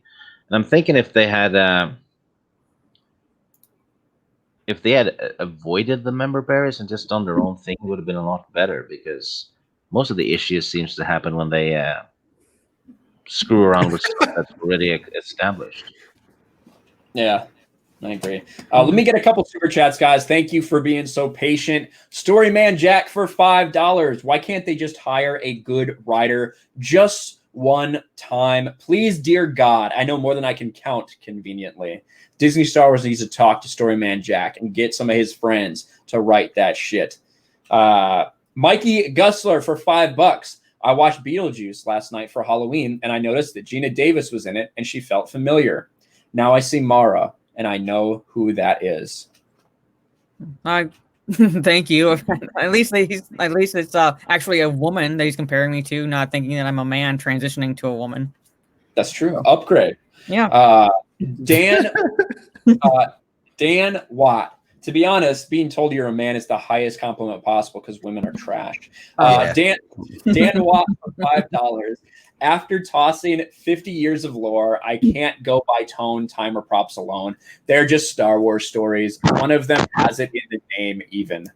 Hey, I have a question for Lethal. Yep. Do you know how many Norwegians it takes to change a light bulb? Well, I used to be friends with a Norwegian, so I'm going to say 2. I've seen 2 with my own eyes. It's none. She can cook in the dark.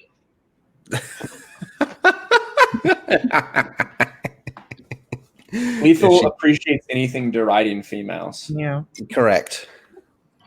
But thank you, Dan, for that super chat. You can't go by tone, time, or props alone. They're just Star Wars stories. Yeah, I guess that's true. I wonder what they were originally planning to do. You know, we saw Solo, a Star Wars story. What else were we supposed to see? What were the kind of planning before Solo just shit the fucking bed? Be interested to see whatever happened with that. But thank you for the super chat.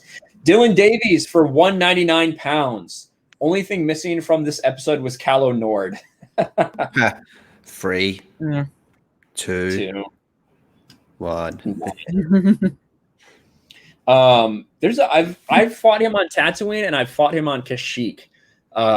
Did you guys fight him anywhere else? I think he shows up on Manon too. It's been so long since I've played the game. I really cannot. I think he shows remember. up on the second planet you complete. Yeah, it's all dependent on when you decide, like what you decide to do, I think.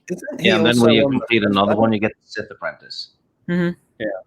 He's also on the first planet. What's it called? Taris or something like that? Can't you go like play Sabak with him and like he'll just shoot you in the head? Yeah, if you like try to play and he'll be like, Fuck off. You're gonna walk away or I'm gonna shoot you in the face. 3. Oh, come on, man. Don't you want to play? 2. Oh, you're not that tough. Go fuck yourself. You know, you got those kind of responses. Yeah. We are talking KOTOR, yes. We are talking KOTOR. And can't you feed him to the crate dragon? Well, I think no, because you have to get the crate dragon out of the cave to get the star map, and then when you are looking at the star map, he ambushes you at the cave entrance. Oh, I think there's no way that he's anywhere near them. Is that close to the part of the crate dragon? Yeah, the reason that you have to get right the crate dragon out is so that you can go and look at you can get access to the star map, and then only after you access the star map does he come and confront you. Mm-hmm. But I mean, I guess maybe he did in a different order. I don't fucking know. It's been like over 10 years since I played it. Yeah. I actually started playing it last week because I finally got it to work perfectly. So I'm currently on Dantooine. What are you playing it on? The PC. Got the game on GOG. Works perfectly. Rob says never played it, but just bought it for $3 on Steam. Highly recommended. It is aged, and the combat system is like a turn-based combat system that if you play it now, there's gonna be some people that just fucking don't like it, in my opinion. But the story is absolutely fucking fantastic. Mm-hmm. If you can play basically uses the 3rd edition D&D rules actually. If you can play through a PlayStation 2 Final Fantasy game, you'll be fine playing KOTOR. Yeah, that's true. You know, if you're playing an older game for 30 minutes, you might just climatize to it anyway. Mm-hmm. That's true. Yeah, I didn't have any issue with it, but then again, what do you mean? You're a woman. You can't play a game. Oh, fuck you. I mean, a woman doesn't have issues. I don't believe that.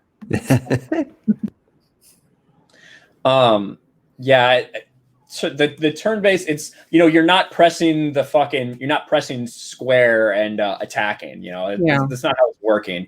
You're selecting different attacks that your player does, and every couple seconds they'll go ahead and go through whatever you told them to do.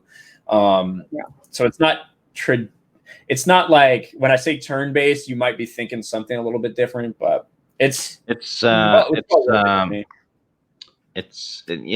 turn based. It's well, you're given like options, like literally given options of what you want to do, versus like Ghost of Tsushima, just because that's a recent game where you have to press just a combination of buttons to do whatever move you want to do.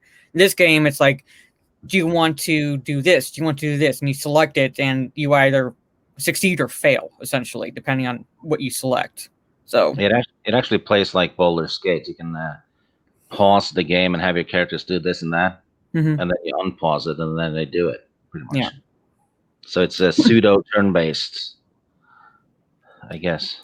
Mikey for $5 says, I think they wanted to make a Solo Trilogy. My 2 biggest questions are why and what would you even do?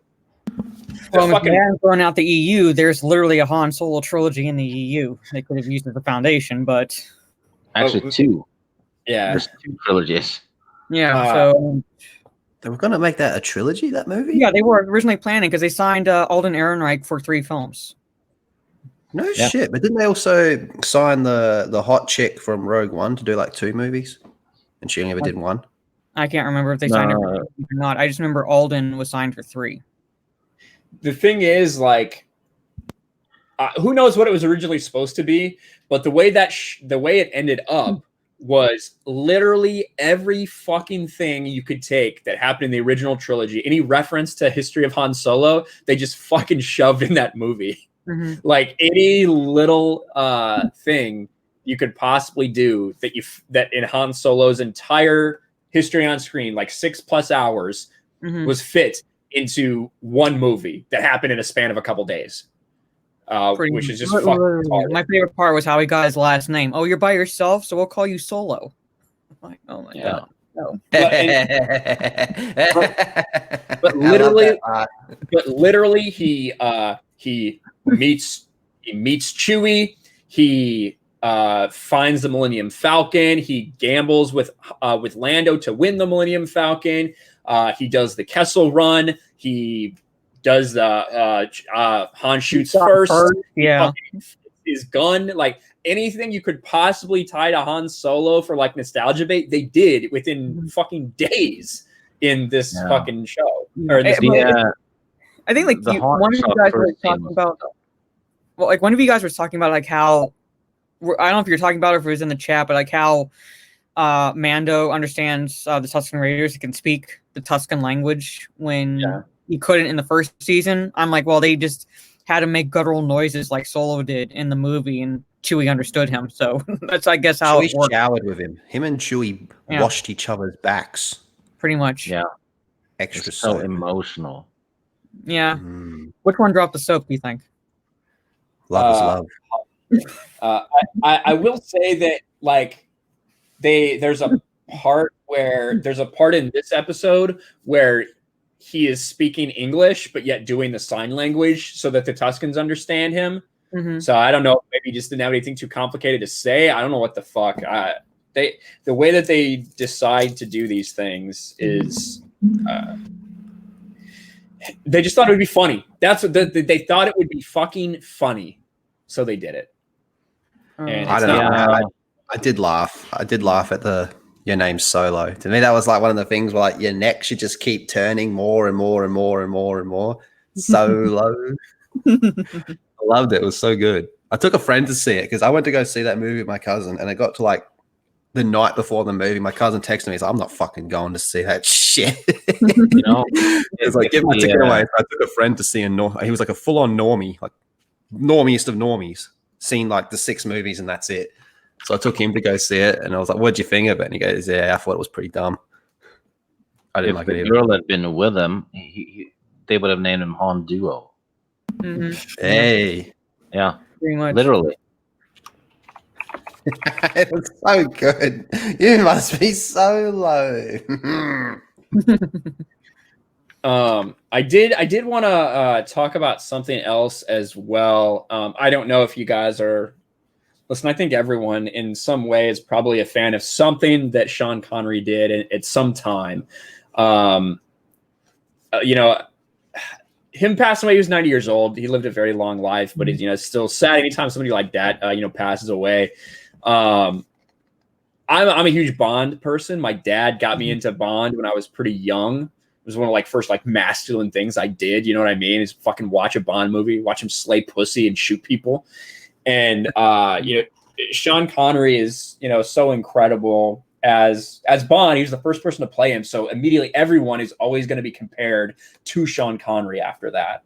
Not to mention any of the other. I mean, his small role as Indiana Jones' father is fucking legendary. Never mind The Rock, Hunt for Red October, an untold amount of things that he did. I talked about it briefly on my live stream last night that like even the film itself was maybe just decent at best, like nothing spectacular, nothing bad. Sean Connery always put in like effort. Like you could always tell he was never putting it in for his role, to the point where I would even admit, and this is guilty pleasure, and you can judge me all you want, I know this movie's a bad movie, but I'll sometimes watch League of Extraordinary Gentlemen. And Sean Connery is one of my favorite roles. He plays Alan Quatermain. And he puts effort into the role. The movie itself, not that good. But he's memorable in his performance. And he was my first Bond, too. I think the first Bond movie I ever watched was You Only Live Twice. That's the first one I watched. So my dad was like you know about Little Nelly, right? I'm like, what's Little Nelly? The fucking helicopter. Yeah. So this Stieg wants us to play this. This is looks like Sean Connery accepting a Lifetime Achievement Award. This is worth. When he gets to how he got his big break. That whole story is something everyone should think about today, especially actors, I'd say, and celebrities. Look at Harrison Ford with the fucking earring. God, what a fucking baby. He's a different pirate today. He's a different kind of pirate. He is. All right, let's listen to a little bit of this. FI Lifetime Achievement Award, Sean Connery. George. Yeah.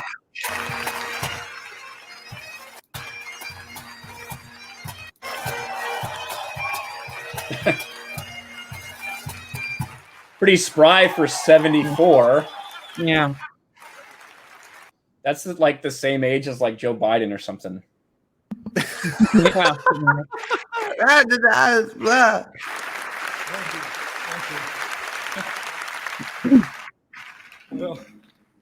Well, getting on a bit. I had no idea that this was such a big deal. Lord, that's Mr. Stringer called me and said, the AFI has chosen you for this award. Well, I just had no idea. And then I was given a list of the people who'd received this fantastic honor. And I began to get a bit nervous, but not as nervous as I am at this moment. I mean it sincerely. You know, the Academy Awards is something else because you can hide. There are winners and losers and other people to blame. But the AFI, you're on your own. And, well, I'm here and I'm very happy you're here too. And I thank you for bringing my family and friends together for tonight. My family, Micheline, my beautiful wife, some of our children. You. Thank you. You are on your own life achievement.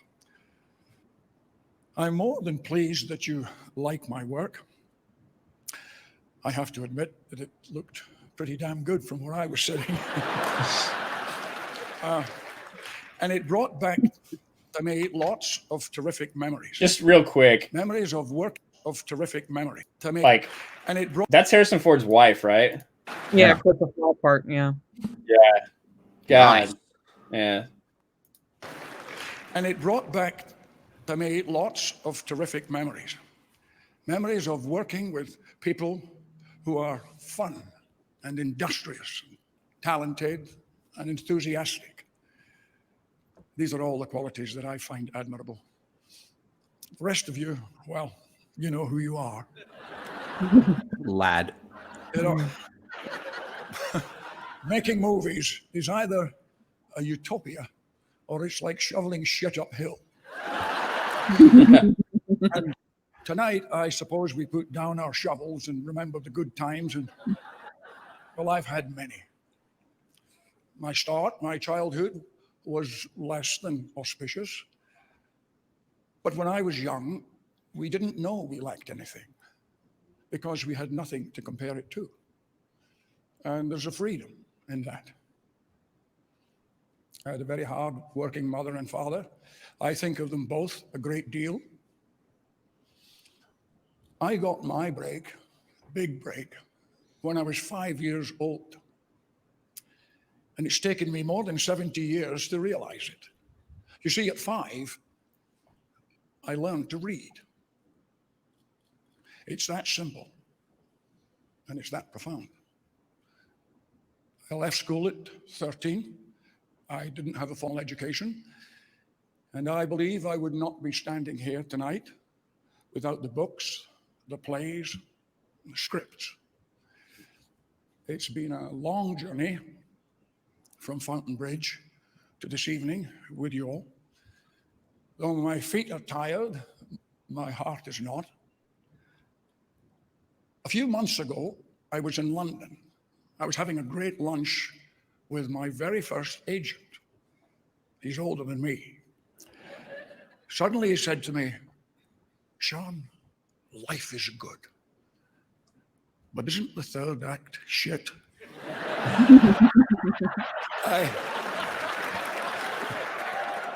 I suppose he has a point, but not tonight. I thank you all, my family, friends, for one hell of an evening. Good night.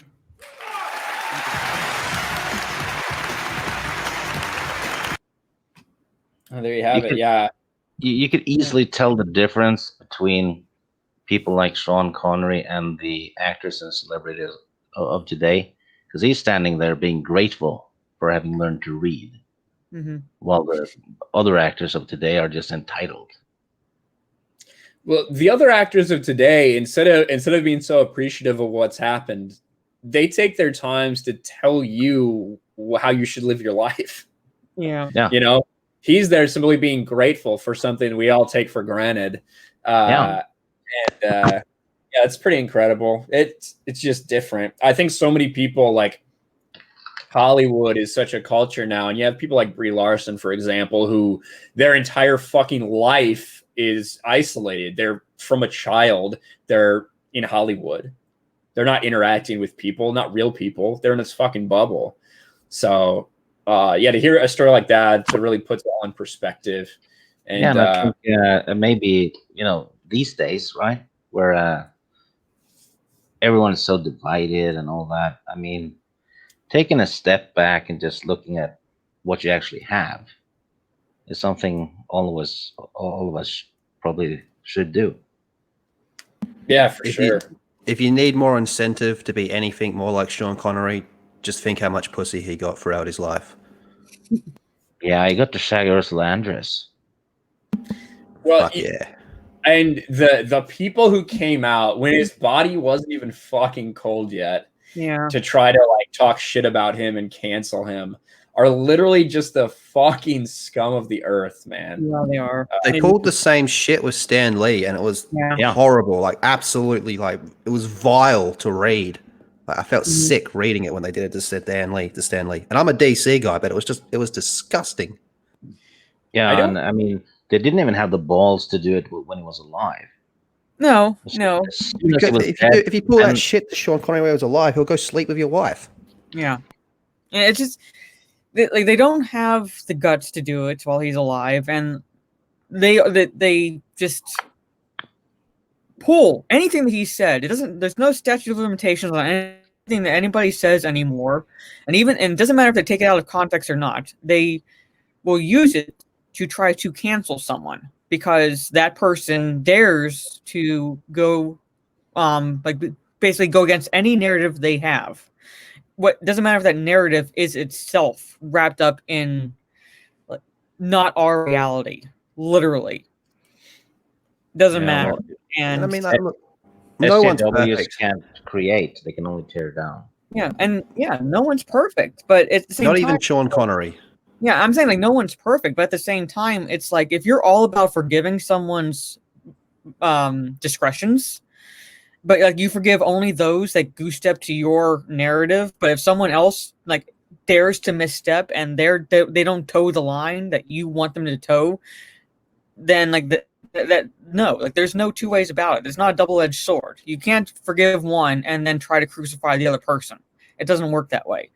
You're either all about forgiveness and you believe that bullshit you peddle, or you cancel everyone because you're going like no one is going to agree with you every step of the way. Yeah, and it's actually history repeating, because what we're seeing today is the same mob mentality that happened during the witch hunts, right? Back in the day, was public shaming and then canceling, Yeah. right? I don't know, man. I'm all for just throwing a few women off a cliff or something like that. Yeah. I mean, a couple fewer in the world ain't gonna hurt much. I don't think. Actually, they should send them up to space stations, because women weigh less than a dishwashing machine, so it's practical. Really? So I got a dishwasher back there. We can put that to the test. Yeah. You up for it, Mara? If you can lift Sure, it, why not? then yeah. If you can lift it, then it's probably, or if you can't lift it, then it's probably heavier than a woman. So if you can lift your dishwasher up. Sean Connery will backhand a bitch. I bet he went out slapping the nurse on the booty before he passed. Yeah. How about you give us one last ride on that booty before I check out, hey? Just a taste. Yeah, it's sad. A guy who has done everything that anyone could ever possibly imagine. A dude that every chick wanted to fuck and every guy wanted to be like. That's who Sean Connery is. And we're in an age where that's not the case. We're in an age where a lot of the people that are held up for idolization are not traditionally masculine or feminine or whatever. And it's just sad that we can't get more people like Sean Connery to Actually, be our idol. you're spot on. I mean, if you're a man, you get praised. The less of a man you are, more praise you get. And if you're a woman, you get praised more and more. The less of a woman you are, right? That's why Abby's gonna win Character of the Year. Oh yeah, absolutely. Which gender was that though? All of them except for Yeah. male. All 69. Oh, there's way more than 69 now. I have to imagine. think Fat Girl should get an honorable mention myself, but that's just me. Who? Fat Girl? Fat Girl should get an honorable mention. Fat Geralt. Oh, Fat Girl. I thought you said Fat Girl, and So I was did like, No, they're- Fat Geralt. Yeah, I think he should get an honorable mention, but that's just me. Who is Fat Geralt? Fat Carol's the one that punches the trans into the garage. He fucking knocks him clean out, man. It's glorious. So there's a What? dude, there's a guy in Last of Us 2 who basically like just has his hair slick. It's basically like looks like if Geralt put on like 80 pounds and was a biker. Like that's kind of what he would look like. And he just comes out of the blue. There's a trans character in Last of Us 2, not Abby, a child trans person who He's like, damn it, Roach. kind of. Yeah, basically, he's about to shoot someone, and Fat Geralt just comes out of the frame nowhere, just fucking punches him in the side of the head, and his head slams into the fucking garage door, and then he just slumps out unconscious. And everyone is like praising him as a hero because he So- beat up a trans So child. it was literally a transgression. Yes, it was a transgression What for fucking sure. to get the clip. Fat Geralt knocks out Noah. Something like that. Lev was the character's Yeah. name. Fat Geralt for next Mando. He couldn't fit in the armor, I don't think. They need to put him in Mortal Kombat. Oh, that'd that be I good. would actually made me laugh my ass off if they did that. That was finishing move, having like just basically roundhouse punch into a garage door that appears out of nowhere. Let me hit these super chats and then we'll move on to just a couple things I wanted to talk about: Ayer cut and Snyder cut, and a rumor that we heard today about something that Steve sent me actually about a potential Batman Beyond show. Something we've heard before, but we got more whispers. Yeah. Mikey Gussler for $5. Funny thing is, box office experts back then predicted League of Extraordinary Gentlemen would crush Pirates 1 at the box office. They were wrong. They were very wrong. I enjoyed League of Extraordinary Gentlemen for what it was. And Sean Connery was awesome in it. But yeah, Pirates fucking destroyed it. And then Mikey again for $2. Favorite Connery role is the dragon in Dragonheart. Now, for those in the chat that were saying that they love League of Extraordinary Gentlemen, when I say it's like not that good of a movie, I'm not saying it's a bad movie. I'm just saying that it's more or less a guilty pleasure that I could admit is really not that good. And part of the reason why the issues I have with it are what they do to the characters, because I kind of grew up reading the classical literature, and some of what they did didn't exactly make sense to those characters. But at the same time, I enjoy watching the movie for what it is. Yeah, I agree. Lethal has something here. Lev getting punched in the face for 10 hours.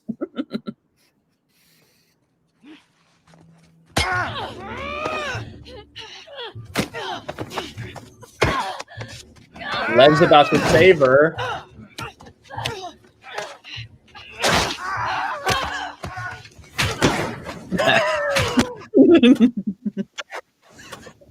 That's Fat Geralt right there.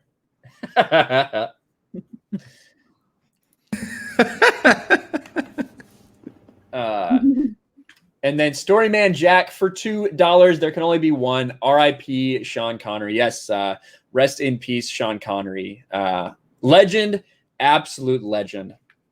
Now let's bring another. We have an expert that's going to come in to help us talk about the Snyder cut and potentially the Ayer cut and things like that. You know her, you love her. My nerdy home. Hey, That's Steph. not Far cultured from an nerd. expert. It's not cultured nerd. No, it's my nerdy home. How are you doing, Steph? I'm okay. Good. Is she pixelated for anybody else or just me? Both the women are pixelated. Mara was really pixelated earlier. I'm Yeah, pixelated. It's my nerdy home video on VHS. My nerdy home movie. My nerdy Herm. Pixel Herm. My nerdy Herm, no. as I'm really Jay would excited. say. Oh Oh no! my Look, God. what is that? What is that? It's way worse now.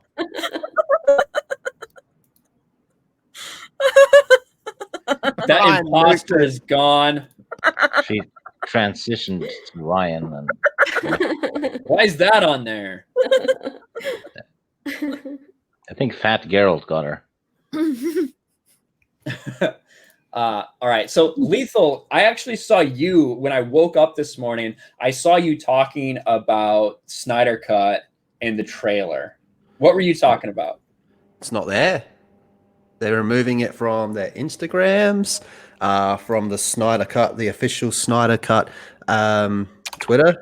I haven't checked since I woke up, but it's not there anymore. It's not on Instagram anymore. It's still on there. It's still on YouTube, and I don't think it's on Facebook anymore either. What? Yeah. Yeah. So start forming your conspiracy theories. Well, Yeah. yeah. So I saw a lot of people with conspiracy theories. Oh my God, what's going to happen? Is the Snyder Cut still happening? What is going on? Because they just started removing it everywhere. Jeff Johns hacked the account. A lot of people speculating that, oh, well, I don't know. Maybe it's because of Ray Fisher and what he said. Maybe it's backlash. I think I have a better theory for you. A lot of those other places, you can't really edit what things are called, right? Well, YouTube is a place where you can edit the title of things. Like you said, it's still on YouTube, but it's called Zack Snyder's Justice League. Yeah. They're giving it its official name, Yeah. ladies and gentlemen. I think that's why we saw that purge of everything else going on. Nothing to worry about. They did change the name from the Snyder Cut official teaser to now Zack Snyder's Justice League. The name that they wanted, the name they fought for. It will indeed be Zack Snyder's Justice League. So don't worry, Lethal. Now we need to Nah, don't believe it. Jeff Johns did it. yeah. Jeff Johns did it, yeah. Let's see. Look at the top comment. This will undoubtedly get lost in the comments, but respect to all the fans that aren't alive to see this. I'm not quite sure how many. I'm not quite sure how many. I'm not quite sure how many Zack Snyder's Justice League fans died between 2017 and now. I'm sure there are some, but yeah, RIP to them. But that's the top fucking comment. Holy shit. But never fear, Lethal. The Snyder Cut is still alive and well. It is happening. No conspiracy theories. None of that. And I see people talking about the air cut. It's not coming. The air cut is not going to come until after the Snyder Cut on HBO. It's going to come after the Snyder Cut. Yeah, there's no way they would release it before. You know, it's not like they don't want to. It's just it doesn't make any sense for them to announce the Snyder Cut and then release the air cut before the Snyder Cut until they see how well the Snyder Cut does. Exactly. The whole thing, like, it's being used partly as a test run. Yes. They're not gonna. They wouldn't spend an additional, $30 million, whatever it might be, for the air cut until they know that what they have with the Snyder Cut is going to work. So, regardless, like we talked about it, Mikey sent that super chat earlier. That was talking about what is it? That was talking about the air cut here. The exclusive report that literally got shot down by David Ayer himself. And of course, as soon as this happened, a lot of people were like, oh, well, a lot of people have been talking about that forever. I wonder where he got his scoop. And David Ayer said, it isn't happening. That's kind of the thing at the moment, isn't it? There's all these DC EU / DC movie rumors that just get disproved within the space of 24 hours. Which is great. Yeah. I do like that David Ayer is so active on Twitter and ready to dispel any rumors that are out there. That's pretty much where I sit with, the rumor mill and everything. I kind of wait for someone to either confirm or deny, especially when it comes to the Ayer cut and Suicide Squad, things like that, because he's so vocal about it and he talks about it a whole lot, and he's just ready and willing to answer any questions that someone might have. So I'm telling you, scoopers are fucking retarded. The only really quote unquote scoopers that I trust are basically official announcements via Warner in some capacity, Zack Snyder or David Ayer. Those are the only ones I trust. If David Ayer is saying this is not true, then I don't care what scoopers say. I mean, they probably got this information from We Got This Covered, to be quite frank. I will admit there are some scoopers out there that have a good track record. Some not so much, but still. I just hate that whole thing, how it's like, I said that back in 2012. I made a tweet that alluded to this thing was going to be released in 2021. Like, dude, shut up. Yep. Now, Mikey just sent a super chat. Mikey sent a super chat that said, Ryan, the title of that video was always Zack Snyder's Justice League. Think that a new trailer is on the way. Listen, I can't prove that, but I always thought it was Justice League Snyder Cut, that was what it was called. The rumor about the new trailer is that it's going to be coming on the 17th of this month. Did you hear that one? Excuse me, are you trying to scoop, Lethal? I'm scooping the scoopers. The scoop rumor is that it's going to be the 17th of this month because that's 1 year since Zack Snyder, Gal Gadot, and Ben Affleck got on Twitter and said release the Snyder Cut, and then it just went crazy ass viral. Right. I mean, it was tweets. If it did, I'll believe when I see it. Like when I look through, and this is why I say that, Mikey, because I don't remember it being called Zack Snyder's Justice League because that was still up for discussion. Zack even said it that it was still they hadn't officially decided on that title. And when I search YouTube videos, can you guys hear me? Yeah, you can. All right, and my Chrome's not responding now, so. Oh. Well, when at DC Fandom they were supposed to officially announce the title for Justice League, and I don't even think that they officially announced it as Zack Snyder's Justice League, even at DC Fandom, because they were still in negotiations for the title. So, yeah, that's what I think too, and I think they were still working on legal shit. I think. Yeah, because I don't remember them coming out and giving that title because people were just still speculating. Are they gonna call it just Justice League, or are they are they gonna call it Zack Snyder's Justice League, which is now they're calling it Zack Snyder's Justice League. There was still speculation on what they were going to call it, even during DC fandom. So all we had was this is like the official teaser for the Snyder Cut coming out next year. That's all I remember. Yeah. My Chrome's like not responding at all. I'm probably going to close my stuff and leave you guys. Why? What's Oh up? no. I'm just going to close Chrome and come back. Don't worry. That's okay. I have a photo and I can take over. I can be Ryan. Oh my God. Get out of here, Chrome. And All you got to do is drink Mountain Dew and just yell, and you can be. I don't have Mountain Dew. Ah, fuck, bitch! Um, Boomerang. I can't be Ryan. Darth Thanos wins as no one wants an haircut. Well, I want an haircut because I I want an Ayer see cut. for the Well, studio. there's Heaps a of people movement want that the wants an haircut. Ayer cut. Yeah. Heaps of people want the haircut. I think Spurgs don't want the Ayer cut. Yeah. Look, I've been very vocal how I feel about this. You know, we're all pro fandom until it's something we don't want, then we don't want it. And it's like, yeah, okay, cool. You just, you do what? you. It's weird though, because if they, if the Snyder Cut happens and then the Ayer Cut happens, it's optional. So even if they don't want it or like it, it doesn't. They You just know. don't like the fact that they've been proven wrong. Like literally, they've been proven wrong. They've shouted from the proverbial mountaintops that the Snyder Cut never existed, that it was never going to get released, that it was never finished. They basically moved the goalpost every fucking time.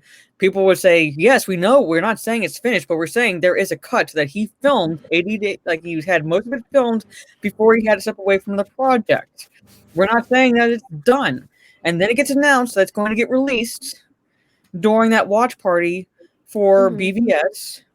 And then they're proven wrong and they can't handle it. They can't handle it like adults and just admit, okay, fine, I was wrong. I'm not going to watch it, but I'll support those who were calling for it. No, they had to literally within the hour get on Twitter acting like little bitches saying, let's all celebrate mediocrity. Wouldn't it be great if they released the Snyder Cut and it's just the Justice League all over again?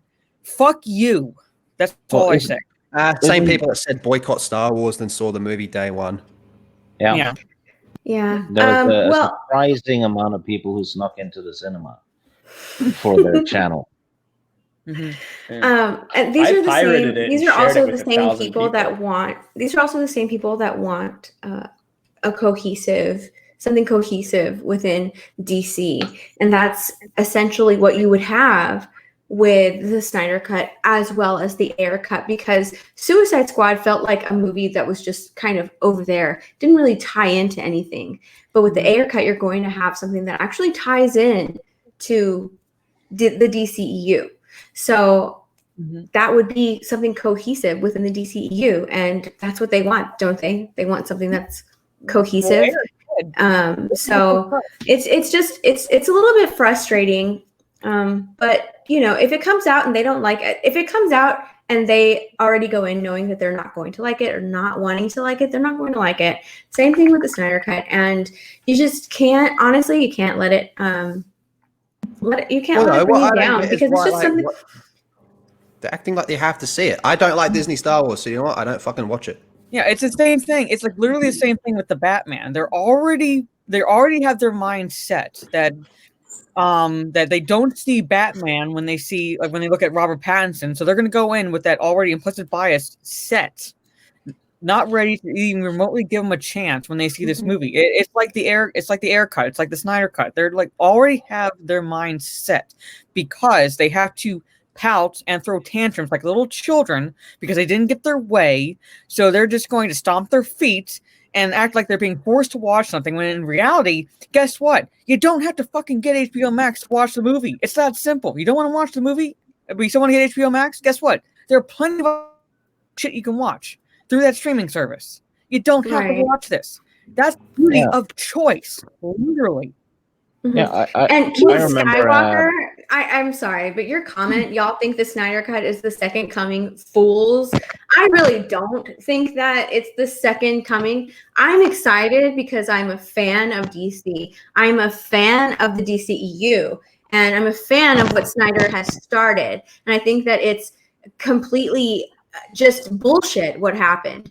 And I'm a fan of what the fans who surrounded Snyder and what the fans were able to achieve is actually coming to fruition, and he's going to be able to release his movie with companies backing him. And that wasn't brought about by the media backing him. Hell no. That was brought about by fans backing him. This was a fan movement. And if you can't see that, then I don't know what to tell you. I'm not a fool for being excited for this. I don't think of it as a second coming. I just think of it as this is something good for fans, and it could possibly set the stage for how movies are going to be made going forward, instead of directors being taken advantage of. Maybe they'll have more, faith in the directors to complete what they're actually going for. There was the story of what happened to Zack Snyder and David Ayer is all about corporate meddling. And that's such a big problem when it comes to what we saw in the DCU and when it came to Disney, Star Wars. These were made by corporations, and that's a big part of the problem. But well said, Steph. And it doesn't even matter if it's good or bad. It's the fact the fans would listen to. These are the same people that fucking bitch on and on and on and on about Star Wars. Oh my god, it's got X-Wings, low. We have to see the new one. But then fucking turn around and go, oh, well, we want fans to be listened to. But, oh, no, the fans have just been listened to in, like, the biggest way in my lifetime. But nah, it's not the one I like, so it doesn't count. And the fans were listened to when it came. The fans were listened to when it came to the Sonic movie. Look what happened. They fixed it, and they were rewarded. Just because the Sonic movie, I've seen it. I went to go see it twice. It was all right. I'm not going to say it was amazing and great, but they listened to it. They made some changes to it, and they were rewarded by doing that.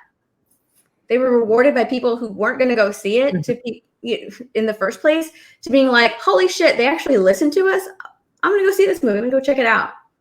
That's what I did. I mean, I originally wasn't really planning on seeing it, and I was just about horrified when I saw the design for Sonic. And then they were like, you know what? Let's like postpone the release dates. Let's change this up because we're feeling this backlash from fans. And they redesigned Sonic. The movie itself wasn't perfect. It was like a fun kids movie for the most part. It was enjoyable for what it was. And I went to go see it to support them because, like you said, they listened to the fans. They listened to the criticism. They listened to the people that did not like Sonic's design. The people who grew up playing the Sonic games. They were like, wait a minute, this looks like a demon creation. This does not look like Sonic. Yeah. Steve, what were you going to say? Oh, yeah. I was going to say what Lethal said, actually. The fans achieved something, and that's a big thing. I mean, they listen to the fans. Isn't that what the Fandom Menace was all about? No. And then, no, it probably wasn't. But that was what they said it was about. But when they announced Pattinson, I was skeptical because I was like, this guy is skinny guy. Then I remembered 10 years earlier when they announced Heath Ledger would be the Joker. I had no faith in that at all, and I was proven dead wrong. Oh, you mean the guy that's getting butt fucked as a gay cowboy? He's going to be Joker, really? Yeah.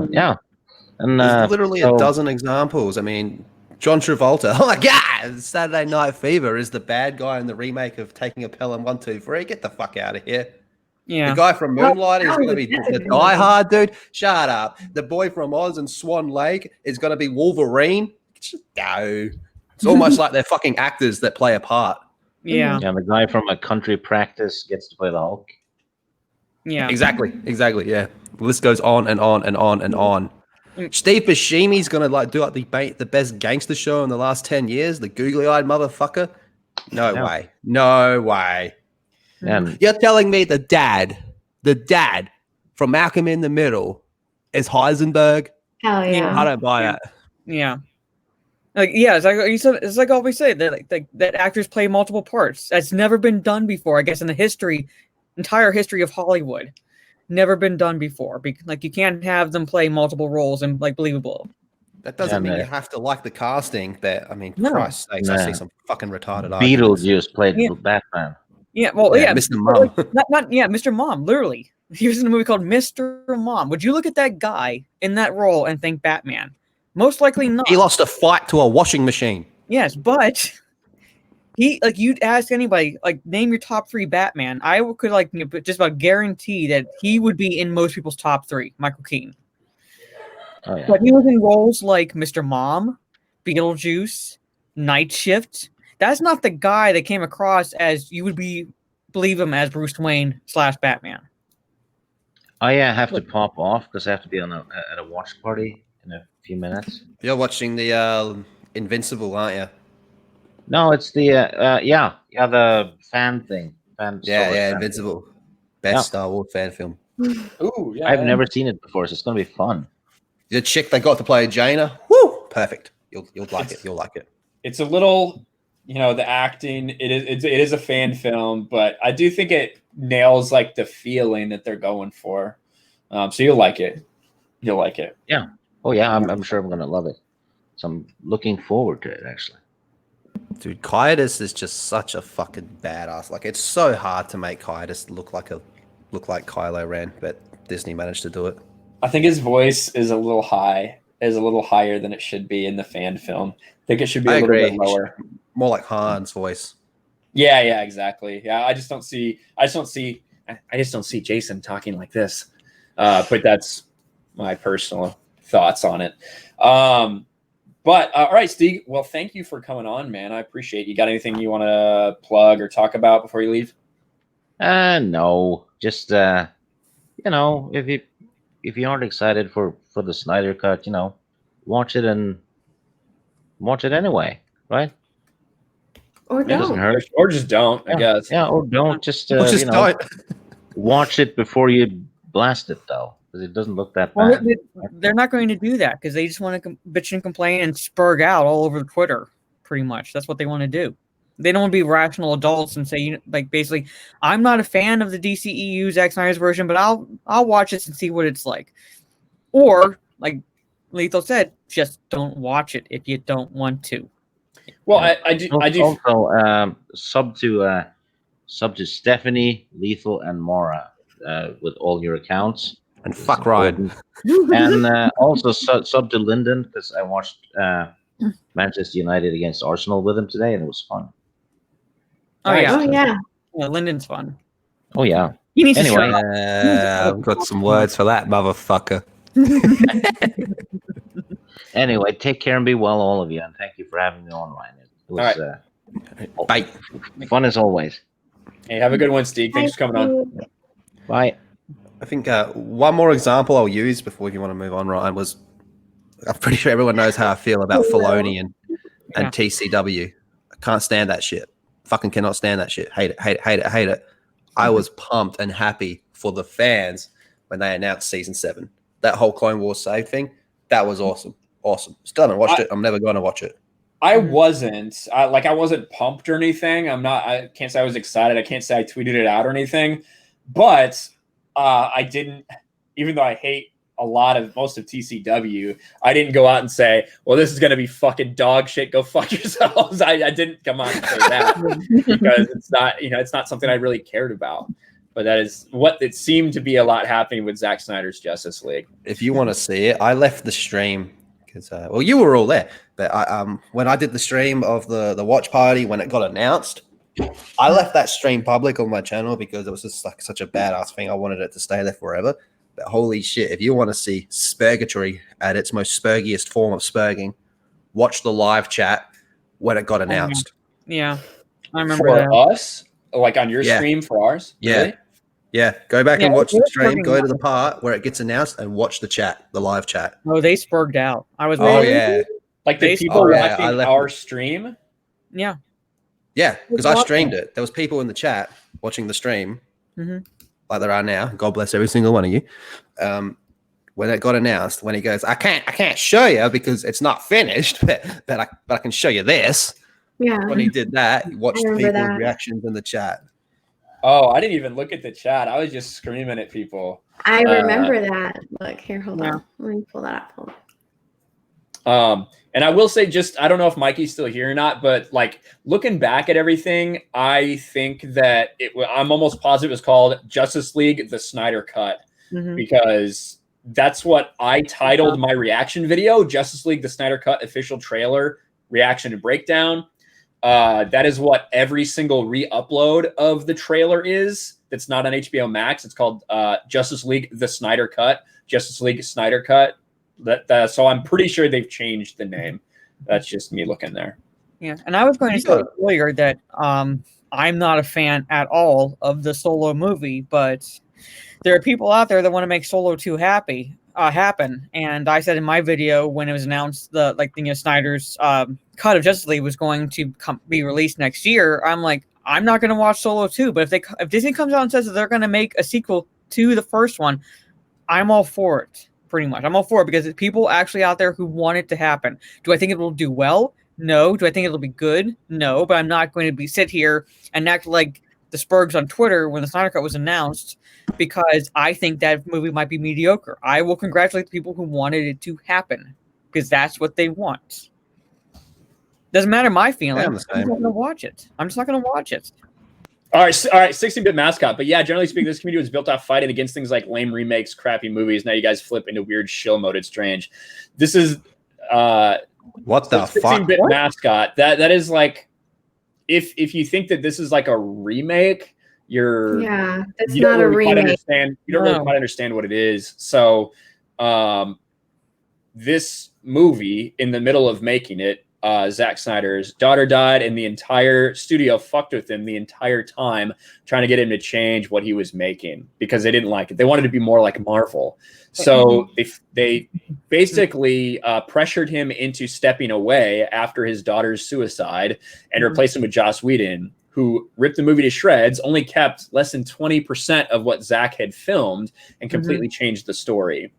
This isn't a remake. And how's this fighting against crappy movies? Crappy movies are made all the time, pretty much, and like they're sometimes even guilty pleasure. So why would we be fighting against crappy movies? If that's he's pretty much putting out everything that he's already filmed, everything that they have not, everything that they didn't use. And he just needed a little bit, which is what he's filming now. Yeah. All right, let's watch it. Oh, I see his comment. Okay.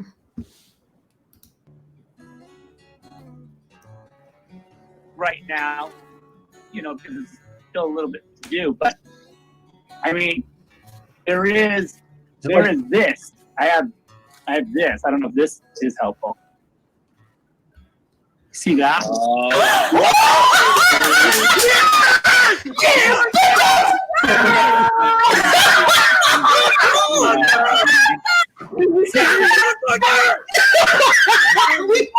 We won! The game's over!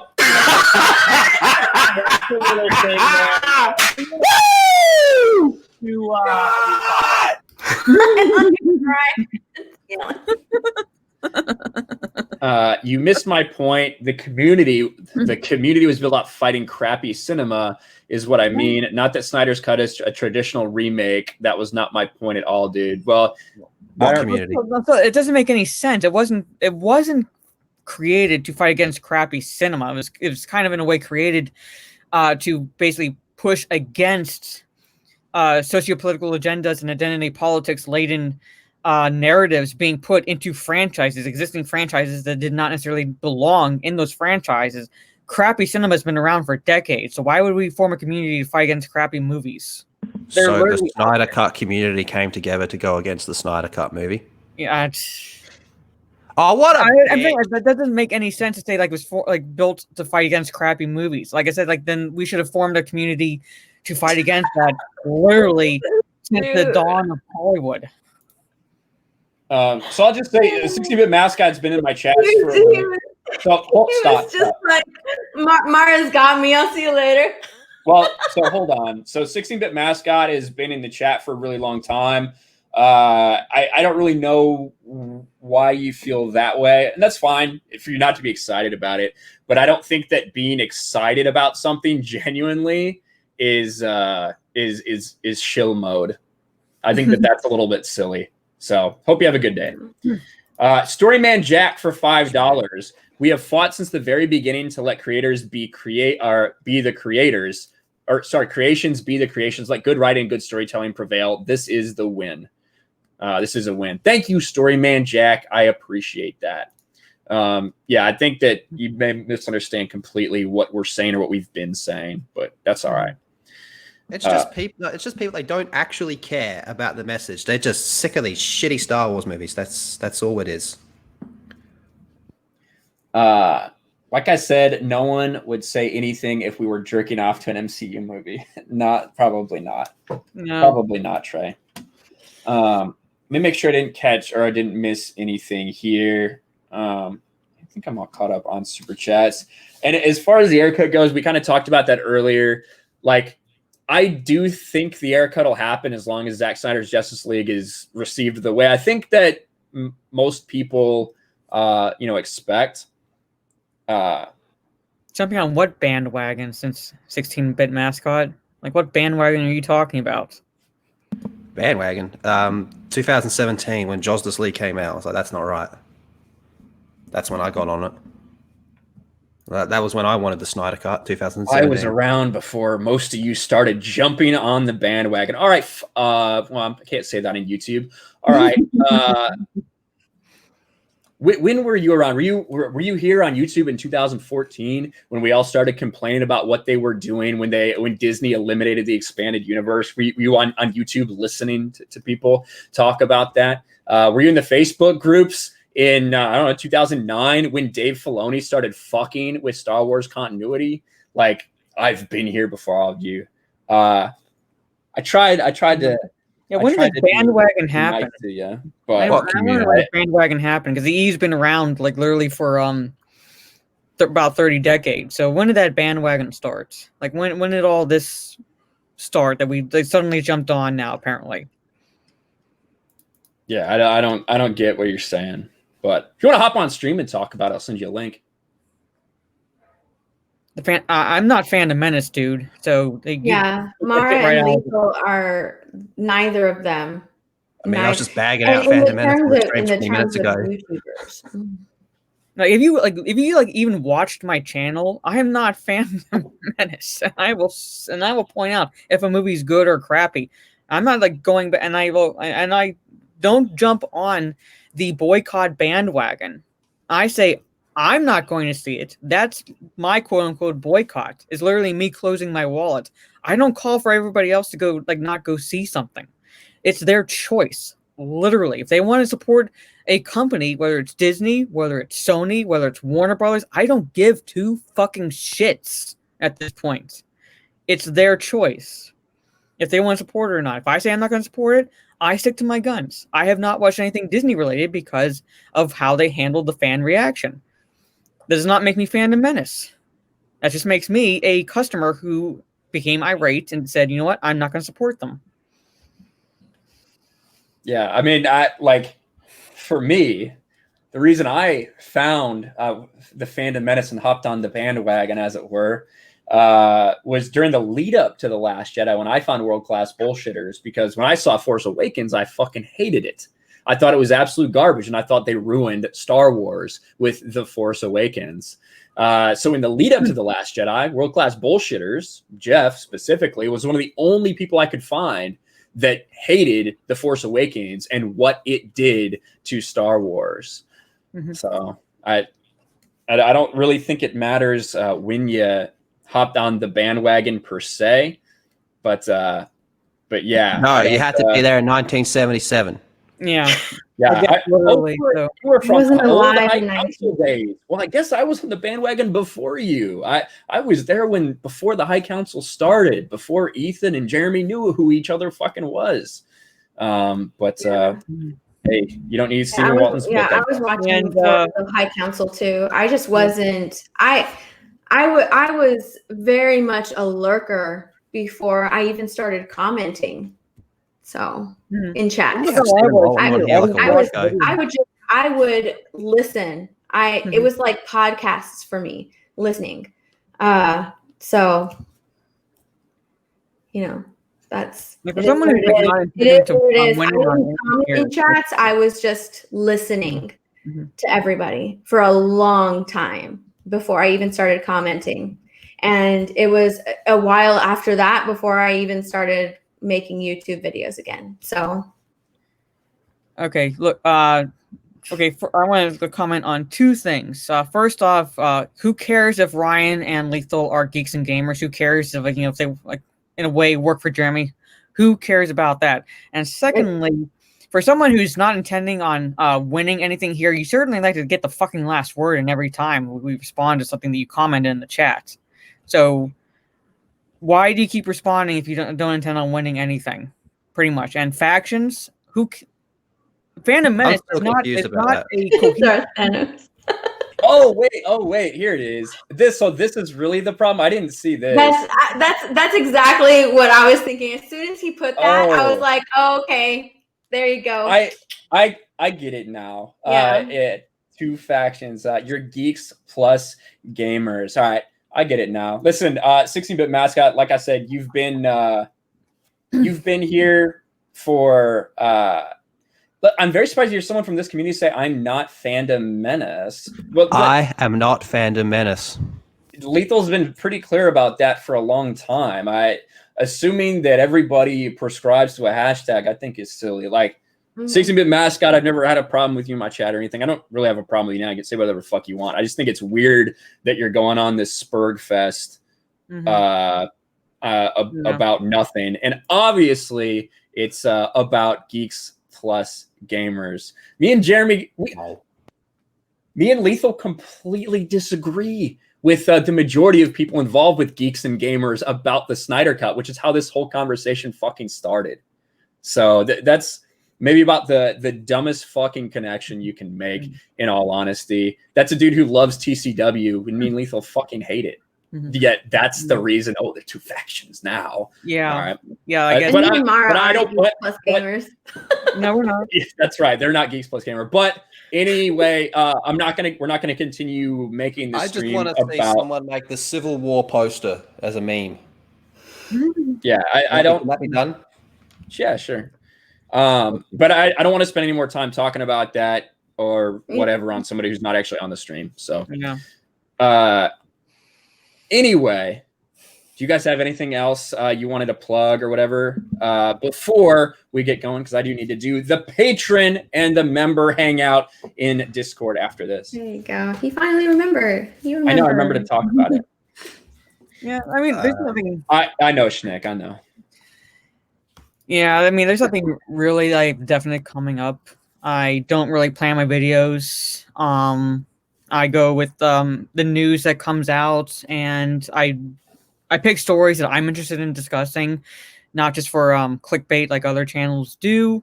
Live streams are also kind of up in the air. Depends on when I have time around my class schedule. So the only definite live stream I have is now with Stephanie down in the corner, Saturdays at 10 p.m. Eastern. Boom. There it is. The nerdy talk nerdy to me. Talk nerdy to us. So talk nerdy to us. Whatever. Yeah, same thing.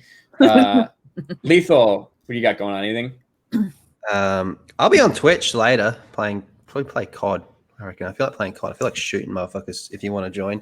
But I want to see, my goal for the year is to get Rhino to 1K. So we've got to get Rhino to 1K. Subscribe to Raging Rhino.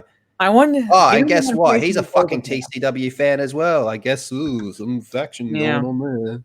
Get him to 1K so he can blow something else up. I want to see him blow up his Phasma doll or something like that. He sent a photo in our group chat. He found, like days after he blew up that Lego, he found a piece. I think it was a piece of Lego or something from the explosion lodged. Oh yeah, like lodged in the ceiling. Yeah, I saw that picture. And Bro said, I'm going back to school to actually be a teacher, teach secondary education English. So.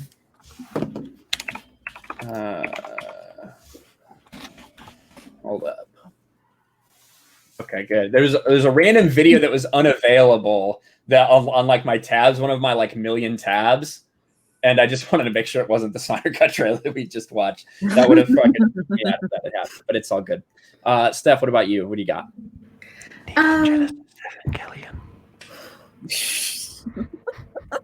As far as videos go, I don't really have anything planned. I look all crappy, and someone in the chat mentioned that I look like I can't be bothered right now, and I had something tragic happen in my family, which is why I'm kind of like blah. But on Thursday, Liesel and I are supposed to be streaming a watch party, which is an anime watch party. He's trying to so desperately to get me into anime, and I don't like anime. I've never really been into anime, and he's really trying to get me into anime. Must be the factions. So it's supposed to be Neon Genesis Evangelion, and I told him I would give him 3 episodes, and it is going to be in that one stream, and that will determine whether that one stream will determine whether or not it becomes like a weekly thing. So I don't simp for anime. Clearly he does. I mean, look at his photo. Is Steph's like sound way behind her video for you guys? It is. Yeah, she's like like an anime character. Yeah, you're a bad dub. Yeah. Oh man. Okay, well, whatever. It's fine. I think it's caught up now, though. I think it's caught up now. Yeah. That's okay. There you go. Yes. So but yeah, please... I don't really have anything planned. So yes, Jamsy. Only 3 episodes. I usually give like something new, like 2 or 3 episodes. So to decide whether or not I really like something. So You'll be we'll see by then. We'll see. It's so good. It's such a good show. I think starting with it's a bit rough though. It's kind of like a virgin going straight into like a gangbang. You know, it's maybe we should easy win with something. Oh my god. It's a really good show. Well, you'll see after 3 episodes if you want to continue or not. I know. Yeah. 3 episodes, whether or not I'm going to continue. But other than that, I don't have any videos really planned. Mm-hmm. All right. Thanks for hanging out with us and for the super chats. You guys are awesome. That's right. But I am going to be doing the patron hangout like always in Discord later. Patrons and channel members, if you don't have the Discord, make sure you get the Discord link. It should be in the description. And if I haven't set your tier, please ping me and remind me. And we'll hang out in the supporter voice chat for a little bit before we go play Mario Kart on Geeks and Gamers Twitch, because that's the new faction, Geeks plus Gamers. And Steph and I don't rate. Apparently, we're women, so we're trash. We don't rate as Geeks plus. Correct. Yeah. Fair enough. But thanks for all the support, guys. We're YouTube goes through cycles, and we had a fucking huge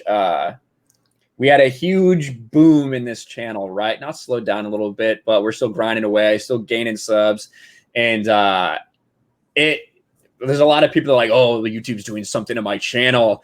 I'm not one of those people. I think that YouTube has peaks and valleys, and that's just what YouTube fucking does. So it's the globalists. Yeah, it's the globalists. Yeah, it must be the globalist because my 35,000 sub channel, that means literally nothing in the grand scheme of things. That's who they're trying to silence. But I do really appreciate all you guys hanging out, all the super chats, and my awesome, wonderful guests hanging out here as well. So thank you to everyone. I will talk to you next time, and we'll end it the way we always do. Throw out your emotes. Yeah, throw out your emotes, throw out your fuck baby Yoda emotes, because we're going to end the way we always do with a copyright claim. We'll talk to you later. Peace.